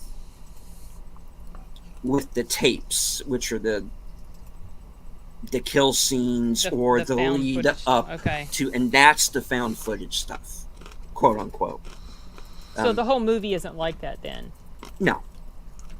Okay, because that was one of the reasons why I wasn't interested. No. It's done in the form of a documentary. And the thing is that the killer is just, he's so calm. That's the creepy thing about it. It's just like, this guy is on a whole other level. He just doesn't care anymore. He's just about killing people. It's Tuesday. You know. Hi, nice to meet you. Die, you know. It's this. It's a creepy ass movie. Yeah, you can watch it on Prime. So somehow my entire internet shut down. Okay. Okay. Well, that can happen. It does. He says I blame Shashi. Sachi, that was so random. You know, he could have just as easily blamed me. That would have been fine. Simon says it's a thriller rather than a horror, but the Swedish movie Breaking Surface is great. Oh, okay. Yeah, I just looked it up and added. Looks like it's a survival type of movie. Oh. Okay. All right, that's one to keep in mind. Excellent. Now we've sat down in English and now we rule the world. Okay. All right. Well, I do know I have a couple of people I've got to get out of here because they got shit to do in the morning and they need sleep. So it's 2 o'clock. It is. Damn it! I tried to be stealthy, Sachi says. All right. Well, all right. Let's go around the horn here, and Sim, what do you have coming up? Tomorrow the night. mystery movie. Yeah. Well, actually, technically tonight. Later tonight, the mystery movie, and Wednesday I'll be on Sound Booth Theater live stream, talking about The Last Starfighter, About Time, and Fallen. And at some point, I want to put my review up for Horizon Chapter 1, because I did go see that last week. And after that, I'm not sure. Ow. What? I don't know. It was very. That was Enigma's That was back. Enigma. Sorry. So that's that all I hurts know when at you're this wearing headphones. Yeah, Right. it was something. Okay. Loud noises. All right. So, Mystery Movie Night Podcast, Sambu Theater, and the Horizon review. Yes. Okay. At Right some on. point. I don't know when that'll go up, but yeah. And of course, your Long Legs review is Yeah, that one went live. available right now. Yeah. Yes, and also I did a review for Kill, and I Mhm. did a review for Maxine. All of those came out this past week. Because I was gone for a couple weeks, so I've been trying to make up for, the missed movie viewings, and I had multiple, like there was a couple days where I was doing a double feature. So I've seen a lot of movies this past week, plus movies I watch at home. So, yeah. All right. So yeah, that's it. Curtis, what do you have coming up? I didn't do it. I mean, For me. Yeah, you did. good question. What am I Probably. doing? Hopefully, there aren't any random catastrophes that happen over the next few days. Your mouth to God's ears. Yeah. I know. Yeah. But I started something today that I may continue depending on how people like it. I stole the idea from another YouTuber, but I started something today called God Talk, which is not necessarily talking about God per se, but just the deeper philosophies, the deeper spiritual things that guided me through my youth, and I may continue with that on Sundays when I have the time, and then sometime around Wednesday I'll come up with something random. I haven't really decided just yet. And somehow Fade and our schedules just don't seem to mesh up very well, but I'm going to try again to do something with him on Saturday. So, barring weird things in the news that I just feel compelled to talk about, those are the things that are coming up on my channel this coming week. Right on. Connie, what's up next for Fluff Check Productions? I'm still working on a couple of my videos that life got in the way of me getting to them. Monday I'm going to be seeing Long Legs, and I will get back to you deleted on my thoughts on that one. Wednesday I'm going to be doing a comedy on my Cosme link for the Marx Brothers. I haven't decided on which one I'm doing yet, so. And that's it for right now. Okay. All right. Joining us right at the end, or towards the end. Well, I guess I can go a little bit longer. Sure. No, you don't Pop have Culture to. Minefield, Gary. Woo! Full. up? Man, I got so focused Oh. on work, I lost track of time. I'm like, oh shit. Well, you got a fucking comic book you're trying to finish there, man. Vindicated Inc. What's the update on that? Now that I'm back on it, I had to stop for a short period because I had to work on 2 book covers for a client. Whenever that shit pops up, it delays the book. So I was planning to finish my part of the book in August, but it looks like it's probably going to be the next month. And we still have another chapter that's due from Richard, if Richard's going to do it. So far, I haven't been able to find the funding to pay him. So if I get stuck doing it, I get stuck doing it. What's up, Outlaw Bill? Hey, Sin. Hey. Hired midnight blogger? Howdy! How are you? Troy. I know Troy really well. Yeah. And of course, Connie Cleary, I know. Yeah, hello. How you doing, buddy? Good to see you. Oh, yeah, I'm doing okay. And then there's Enigma, who's Poor kind of Enigma. been in and out. His internet can figure out what it wants to do. I'm so going to dip upset. out, you guys. I hate to Take leave care. as Have a soon good as one. a new one Thanks, comes, man. but it's late. Take I care, gotta get Sid. up No early. worries. So. Good All right, night. great See you chatting. tomorrow night. Alrighty, bye. All right. Yes, and Joe's Atmospheres. Speaking of John Carpenter movies, we're doing one in the morning on Military Monday. Yes. Escape from New York. Ooh. No, New Jersey. Well, if you want to be really technical about it, St. Louis. But St. Louis. East St. Louis. East You gotta be St. Louis. specific. Yeah. Yeah, because the area that they shot at is right along the riverside. I was born right across the river at St. Mary's Hospital on the Illinois side of the Mississippi. And East St. Louis was an area that was racist as fuck when I was young. And then somewhere in the 70s, it transitioned to the other way. And if you were white, you did not go into East St. Louis at night. Only because there were so many funk bars and white guys can't dance. That goes without saying. But no, we're doing Escape from New York in the morning. I'm pretty excited about it because it is my third favorite film of all time, and I just fucking love that movie. That's that movie about Snake being dead, right? Yeah, Snake. He dies. He dies at the end. They forget to demagnetize the bombs in his neck, so There you go. his head pops off. It's a great ending. So that and yeah, I am so tired, man. It's been a long fucking day. I know, right?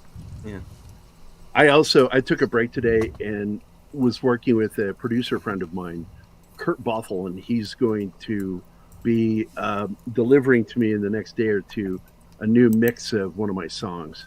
So I'm pretty stoked about it. Right. It's gonna Cohen's be- Ghost. Tell us a Yeah. little bit about that. Well, I've been doing that for about 2.5 decades, producing music. My second album was half vocals and the other half were instrumentals because I like writing instrumentals. First album only had, I think, two or three instrumentals out of 13 or 14 songs on the album. And the second album, I just primarily had a shitload of instrumentals that I had recorded. I'm like, I better release these at some point. And so I did, and added a handful of vocal arrangements, put those on there. And then I took a break doing the art shit, and I didn't do music for years. And in 2013, I wrote a majority of the music that's on this album, the new one. Plus, I decided to go back because I can produce better than I did back then and do updated versions of the songs. And they're pretty fucking badass. I don't even promote or advertise, and I'm getting a lot of attention on some of the new demos that are out there. And I'm just excited about it. I never expect to make money off of my music, just off of my art. I had to make a decision as a musician and as an artist. Which one do I want to whore out and make money at? And which one do I want to do for me? So I saved the music for me and whore out as an artist because I'm a complete whore.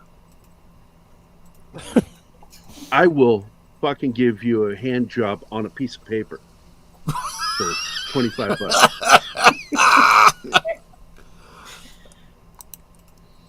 $25, man. $50 way of gets you in putting it. around the world. What, Connie? I think we got a perfect candidate for ornery fans. You think? Yeah, I'm a dick. It's a known fact. My middle name is Richard, so Mine too. Wow. it works. Dick is my middle name. You guys, well, some of you guys know who my girlfriend is, Anima. She co-hosts with me on some of the shows, and like the first time I met her, I was like, "Is your accent German?" And she says, "It's Austrian. I'm from Vienna," because they get offended if they're called Germans.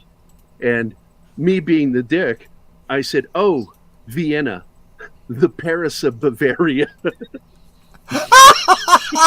Oh, wow. Oh, hell. I was interested in this girl, and I'm like going, "Oh my god, I probably just killed any opportunity to ever get with her." And she just thought Yeah, that was that could be. hilarious. she laughed. She's like, "That's so stupid, but that's funny."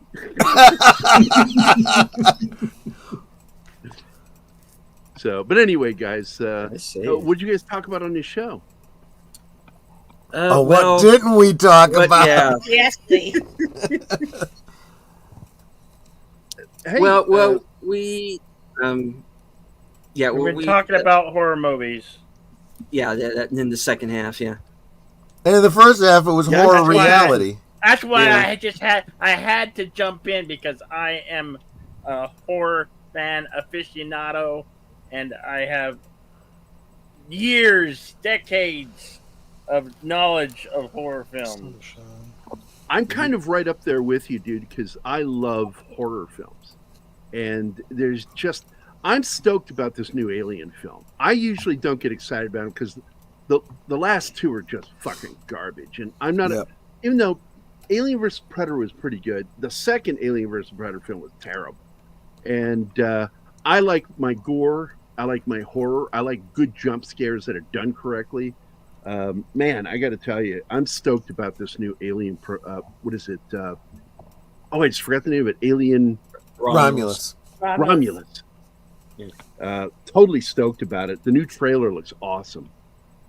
The only reason I remember that is because I got confused. I thought it was some sort of a Alien Star Trek crossover. I wasn't interested in it because they hired a bunch of young people. And I just get so tired of that when they do that. But this looks really promising. And I had a conversation with Mr. H about it, going, man, I have not been this pumped for an Alien film since the 80s. Well, I'll be counting on guys like you to do that review first before I go. Yeah. That's pretty much how I'm doing it these days. Yeah, so I do too. I'm going to wait until Mr. H and Sean Cullen have seen it. Okay. And then I'll go see it. Because I trust those two, because they have very similar tastes in their cinema that I have. Because the thing with me is, when it comes to Alien, the original Alien, really the second one too, are among my favorite movies of all time. And I've just very slowly watched that franchise go downhill, movie by movie. And now that 20th Century Fox has been bought by Disney. Oh, yeah. And the fact that first trailer did not impress me at all. Disney destroys everything. I don't want to see Disney Princess Xenomorph. I just don't. Right. So if I bother to watch this at all, I'm going to be like you. I have to have 5-star reviews across the board from people I trust before I go see it. As long as I got two of my friends, I'm close friends with Tom, so I'm going to trust him. He will be seeing it on opening weekend, I guarantee you. So I will be listening to what he has to say too. Mm-hmm. But we will be doing Alien this coming weekend. Tom and I will on Pop Culture Minefield. We'll be talking about the film, where it came from. I used to know Ron Shusett back in the day, and he was such a great guy, really fun, polite gentleman. And a guy that writes horror science fiction, and the guy's just the sweetest guy you ever met. And he's the co-writer or co-creator of Alien. And he told me some great stories about it that, I haven't seen yet on there. One of them being that, I forget his name, the guy that wrote 48 Hours and directed it was the guy who secretly wrangled Ridley Scott in the first Alien film to keep him on point, because they were worried that he might try to veer off with the film. And his job was to do what Zanuck and Brown did with Jaws with Spielberg. Yeah, we were talking about Jaws a little bit earlier. Yeah, it's another great classic horror film. It's almost like a slasher film, really. The shark is a slasher. It's Michael Myers. Yeah, one thing I liked about Jaws when it first opened, no one would go to the beaches after the initial showing. Oh, look, it was so bad because I was a little kid when it came out, and we went to go do laundry the same night, my dad and I, and the laundromat was down. It was in a concrete hole area for maintain flooding, and for some reason it flooded. So it was like about 4 inches of water, and you couldn't see the bottom. And Dad's like, "Come on in here, boy. We can still throw stuff in the washing machine." I'm not going in there. He's like, "Why?" I said, "Jaws." Well, you know, I get that. I'm the same way. I ever since I saw Aliens, I don't want to go into outer space anymore.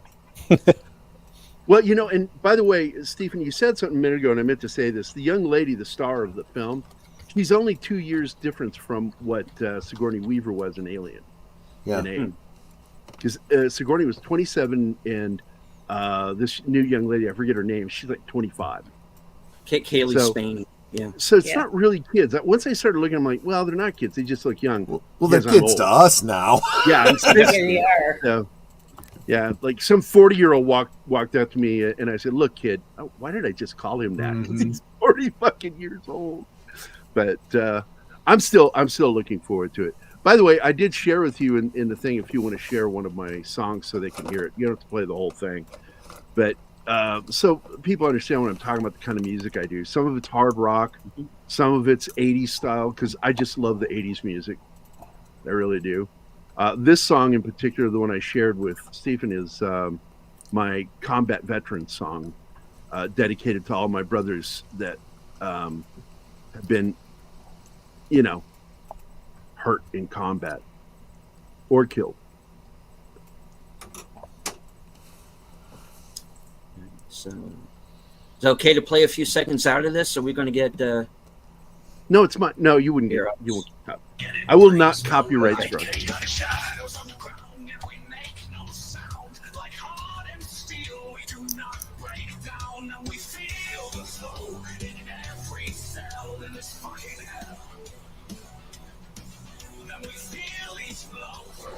It's not very loud. Oh, sorry. And the people walking by will never know. And the blood we spilled on the ground had its own flow. And the pain for the souls we lost, we must never show. We must never show. We do as we were told as we stay in our homes. These lies will not break no matter what they throw. And the flow is wide and we're taken by its tide. While the burst of a billion suns burns everything inside. We feel the flow in every cell in this fucking hell. Then we feel each blow through our skin like our every sin. Deep within this flesh and bone lies its own soul. And the people walking by will never know. And the blood we spilled on the ground had its own flow. And the pain for the souls we lost, we must never show. We must never show. So what do you guys think? I like. It's funny because I can literally get both the heavy metal and the 80s feel from this one. And we feel the flow in every cell in this fucking hell.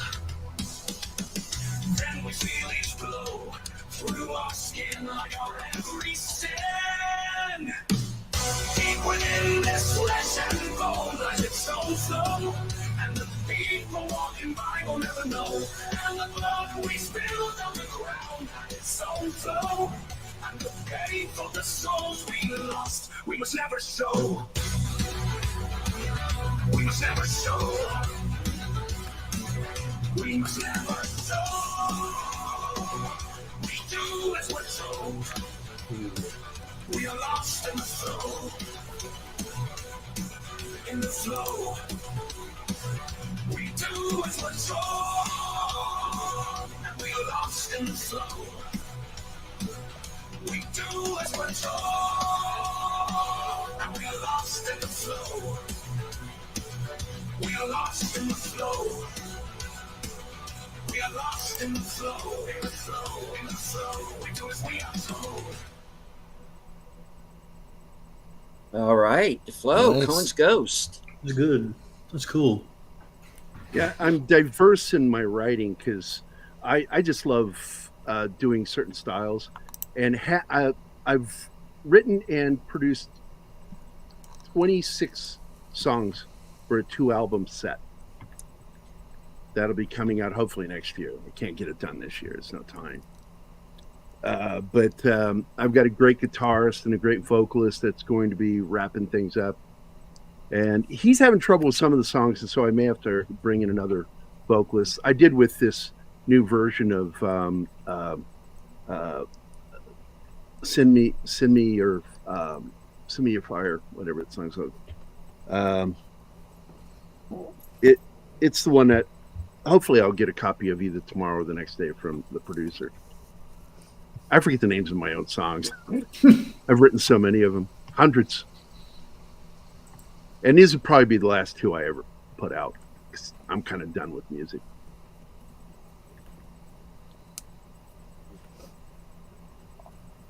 All right. By the way, have any of you guys ever heard of a show called Danger 5 from Australia? No. I highly recommend checking it out. It's insane. I was enjoying the television show The In-Between Man. Mr. In-Between. Mr. In-Between. Oh, yeah. Yes. I love that show. I hated that he ended it. Yeah.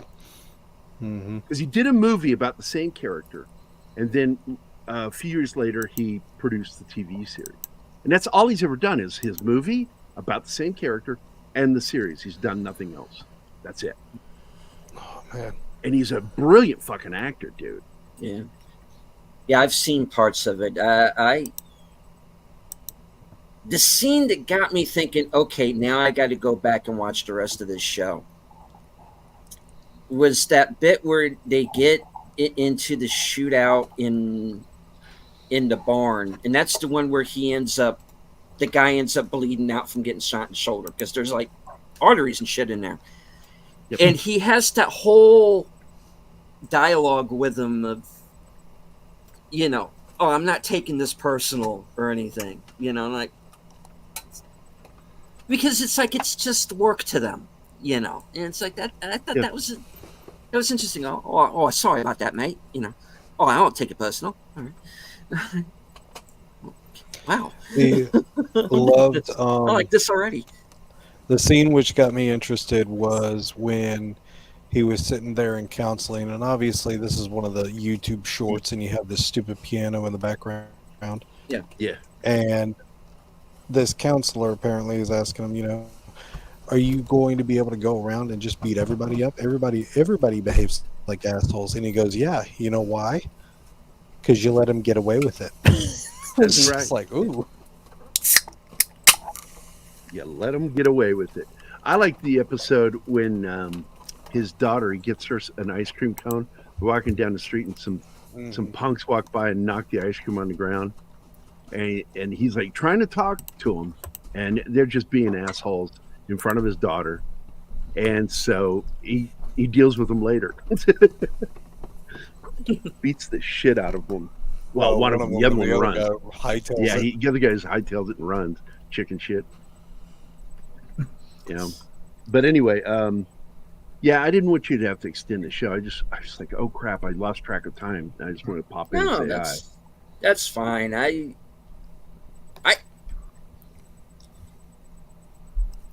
Would you like to come on and do the entire show next week as a guest? As long as you remind me. You have my phone number, right? Your phone number? I'm not positive about that, but all right, I'm sending it to you right now. Okay. Yeah, you can.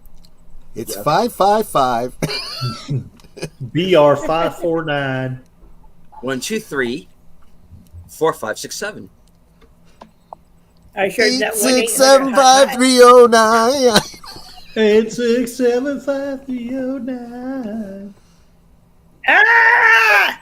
I hate that song. Like if there was somebody that I didn't fucking like hell. right now, I would just give that number out. Right. I would say it was mine. But I don't have anybody I dislike right now. So I've done that before. although I did have my heart broken today because there was a person in our community I really thought they were a good person, loved talking to them, but then they said something stupid to me today. And I just went, I'm blocking you.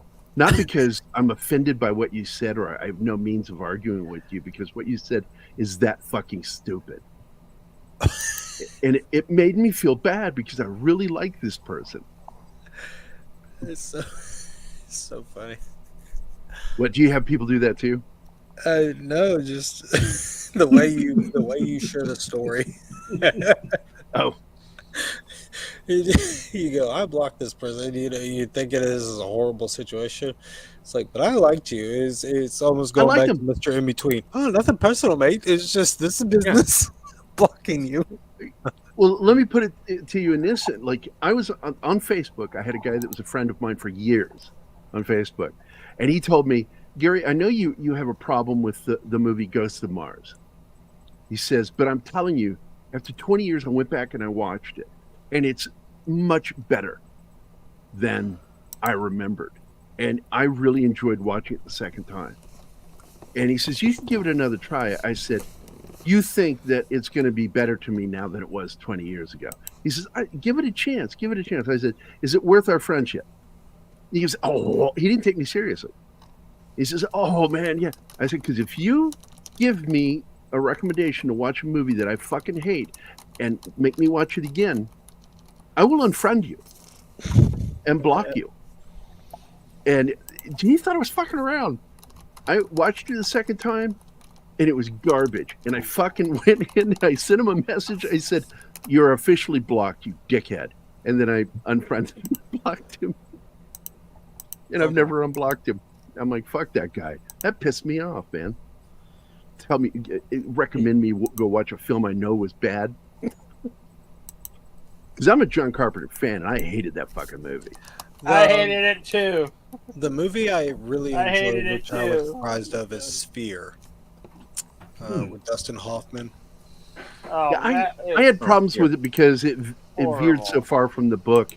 And it's one of those things where I read the book first, and really, sometimes you really shouldn't do that. You should wait, watch the movie, and then read the book. But no, I read the book a year before. I did that with the Harry Potter series, to be honest. I saw the Harry Potter movies. I didn't care to watch the Harry Potter movies, but I watched all of them. But when it became dark is when I really started enjoying the movies. And then I went back and I read the books. The books had so much more information. It was just like you discovered something new really, really well. And so, yeah, for me personally, I did not. Well, you miss so much from the narrative process because in the books you have a narrative to the book, and you don't get that when you watch a film. Right. And so with Sphere, I enjoyed the idea. To be honest, I'd have to go back and look at how conclusive it ends because I know that they, I know there's a small trick with Dustin Hoffman that they pull. I'd have to go back and look at it, but yeah, I didn't realize it was off a book. So.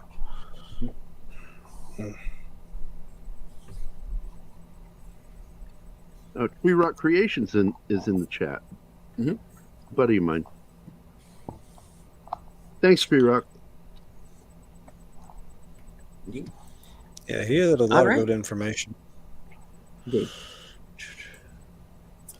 All right. So I went to send one message and it says it sent it 5 times. It did. What the fuck? Well, that's just me thanking you 5 times, Tree Rock Creation. That's how important he is to you, or they are. So Tree Rock shares a lot of my music out. Yeah, he does. That's cool. All right. So to attempt to end the broadcast. All right. We did get to Connie. Curtis, did we get to you? What's coming up? We next did, week? yeah. I just Okay. have the things that I talked about. The Got Talk on Sunday. The something random on Wednesday, and possibly something with Fade on Saturday. So, All right. Enigma, what is coming up for your channel? I am actually preparing my 2 releases after your awesome Boy Kills World showing. So I'll have the breakdown and the little video that I did. Again, that's my original passion. I just love doing it. The breakdowns I'm really getting into now. So yeah, both of those on Boy Kills World are going to come out after your showing, just to compliment. So. And speaking of which, of course, I'll be it. I promise. When it exactly will are be we going to get to the show? this Thursday. I promise. I assure you. Okay. I'm going to actually set it up right when we get done here. Okay. And so what else do you have coming up this week? I know you're doing the Acolyte and House of the Dragon at present. So yeah, House of Dragon. Yeah. We did House of Dragon episode 4 earlier tonight, and gonna try to do some karaoke on Wednesday and Saturday. And El Diablo next Sunday. Yes. Sunday. El Diablo. Speaking of John Carpenter, yeah, that's based on a Carpenter screenplay. So, yeah. All right, Troy. Yep. So later tonight at 8 Central, 9 Eastern, I will be doing a double feature of Karate Kid and Karate Kid 2 because as y'all know, Thursday Cobra Kai. Thursday Cobra Kai is dropping. Well, the first half of the season. Yeah. First 5 episodes, yeah. And so I figured it would be nice to kind of go back to the roots, back to brass tacks, kind of refresh ourselves on where it all started. And then on Friday, last call with Troy Pacelli, myself and my co-pilot Agent Boomer, 9 Central, 10 Eastern, we will do a bit of a retrospective on Cobra Kai. Don't worry, no spoilers we won't have had a chance to have watched what's dropping on Thursday, but we'll go back and kind of refresh your memory on the first 5 seasons, kind of talk about it, build it up in all of its excitement, because then come around to bookend it the following 1 week from today. The double feature will be will be Cobra Kai, will be Karate Kid 3 and the next Karate Kid.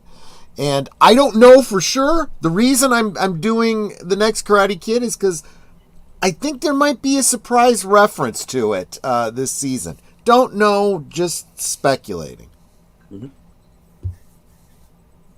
All right. Gary, what's coming up for Pop Culture Minefield? Yeah, I fell asleep. No, just kidding. Yeah. Yeah. It's late. Oh, hey guys. No, it's. I was just looking over to see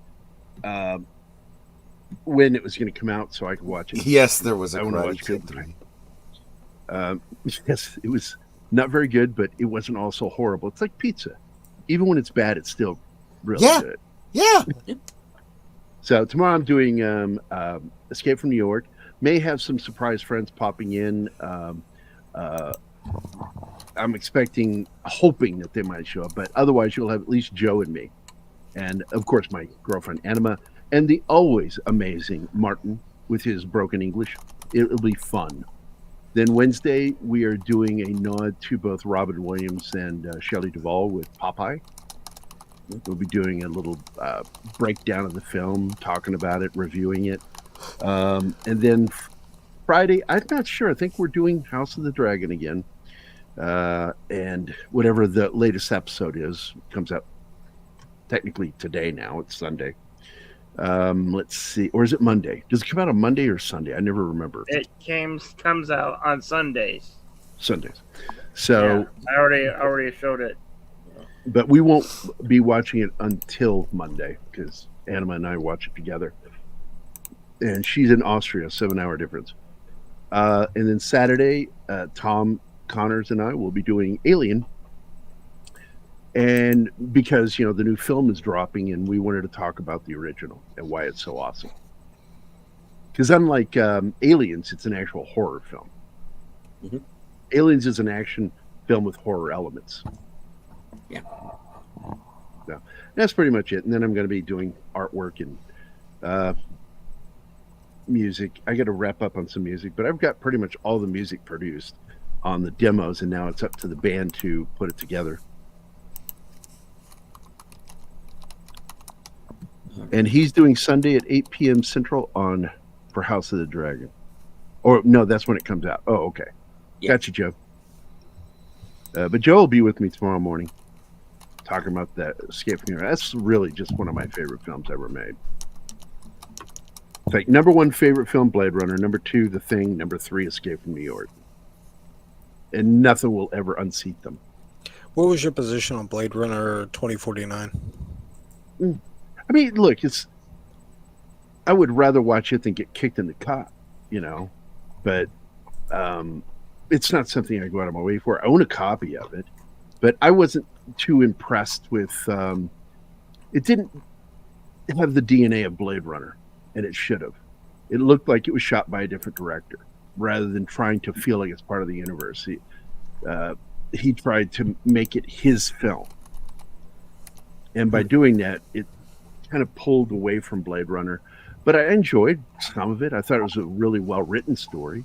I liked Ryan Gosling. And Harrison Ford was fun to watch in it. But overall, just, I don't know.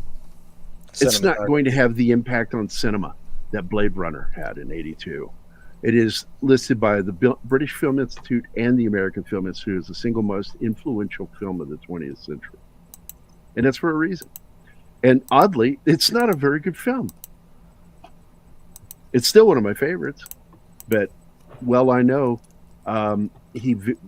Ridley is notorious for this, going away from the script when somebody's not there to wrangle him. He's an amazing director of photography, and he's not that great a director. He doesn't understand story structure like his brother Tony did. Tom and I've talked about that before, and people are like, "What?" And I'm like, "That's a fact." But I'm such a fan of Blade Runner. I founded the Blade Runner Fan Club, and it's still going. I'm not part of it anymore, but Bladezone.com, number 1 Blade Runner website in the world. Wow. Somebody's typing viciously. What are you doing, Outlaw? What are you writing? No, that's not me. That's writing Troy. notes. That was me. I'm sorry. It's Troy. Troy, I got a silent keyboard, okay?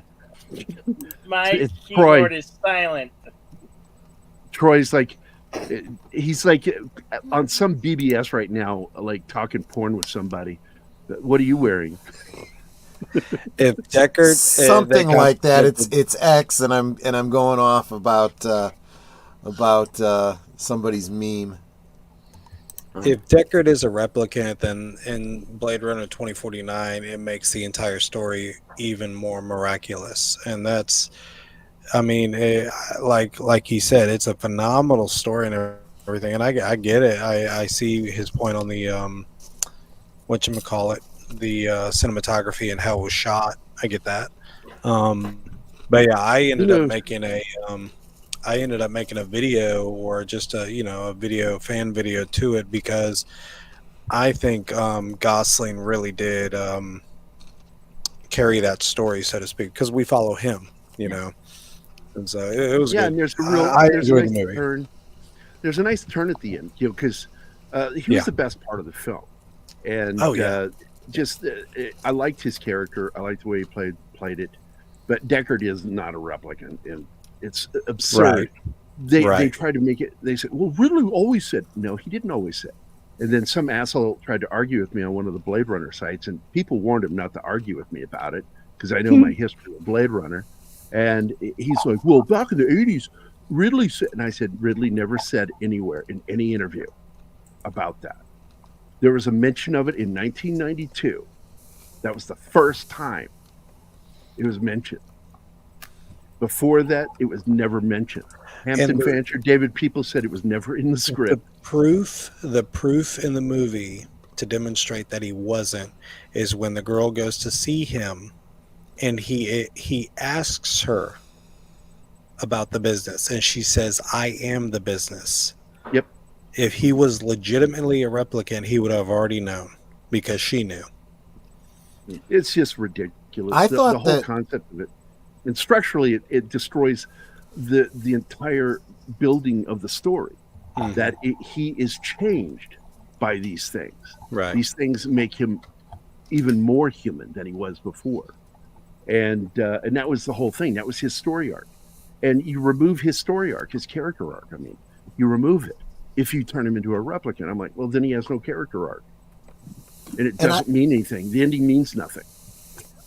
And I thought that seeing him in the sequel, now an old man, I thought that pretty much put it to bed. It's like, he wouldn't still be alive, right? Right. Harrison, do you know why Ridley didn't direct the film? He's not going to address this. We heard through the grapevine what happened. It was mentioned in an article about the making of the film that Ryan Gosling, Harrison Ford, and Ridley sat down to drink some Johnny Walker, celebrating this movie getting produced and greenlit. And the argument started again between Harrison Ford and Ridley. And they played it down. And I'm like, no, I guarantee you. And it's pretty much been said to me from insiders that if Ridley went with that, he was walking. Wow. He wasn't going to do it. And he didn't want to be mean about it. But he says, if you're going to go that direction, I don't want to do this. It makes no sense. Harrison Ford argued all the time. That is a dumb idea. And so Ridley was put in producer position. They brought in another director, and Harrison stayed. So, of course, that gets us back around to myself tomorrow night. I have the Mystery Movie Podcast along with Sin and hopefully Kyle Corwith, depending on if his schedule allows.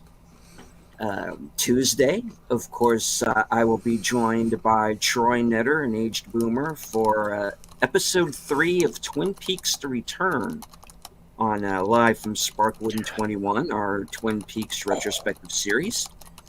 Yes. Then, of course, I will be joining Bill for Action Theater, and we're finally going to get to Boy Kills World.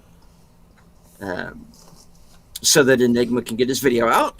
And, no, dude, I love waiting on you. It's going to be enjoyable just to watch everybody. I really enjoy the movie. So, yeah.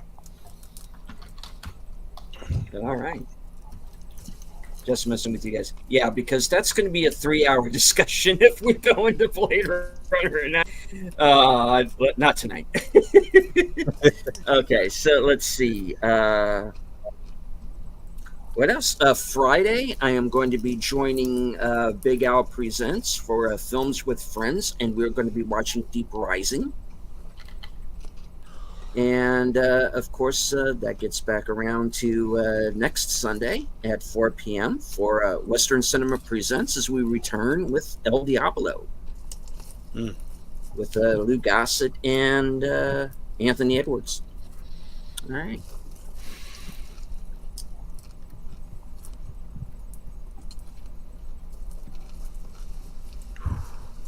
That is. I'm so tired. It just we're wrapping it up.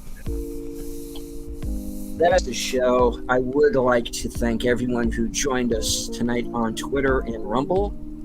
I can't see you, but I know that you're there. I'd like to thank Sin's Corner for joining us. Also, all right, everybody who joined us in the chat, including E. Clay Thomason, Joe's Atmosphere, Sashi, Tree Rock Creations, Clue Channel, Simon Smith, let's see. Late Horror Show. Hello, Dino. Good to see you. All right. War Pig was with us. Our man from the future, Sashi. Dad Man Walking. Mark Malnikoff. This is where I wish we had Martin, so they could. I wouldn't have to scroll. We'd know. All I have to do is just go to Martin. chat. Martin's amazing. Yeah, the Clue Channel. West V Mountains, who are seeing for the first time. So thank you very much for joining us. I hope you enjoyed the show. This is not me. Gorilla's Random Thoughts. Read by Nature. Matt Cheatwood. Dega Outlaw, FKHC 2005, sometimes known as Tim, Clifton 3D, Daniel's Hot Topics, Logical Spark. Damn, we had quite a turnout. Thank you all for being here with us tonight. And just remember, you're not officially gay until you do it twice.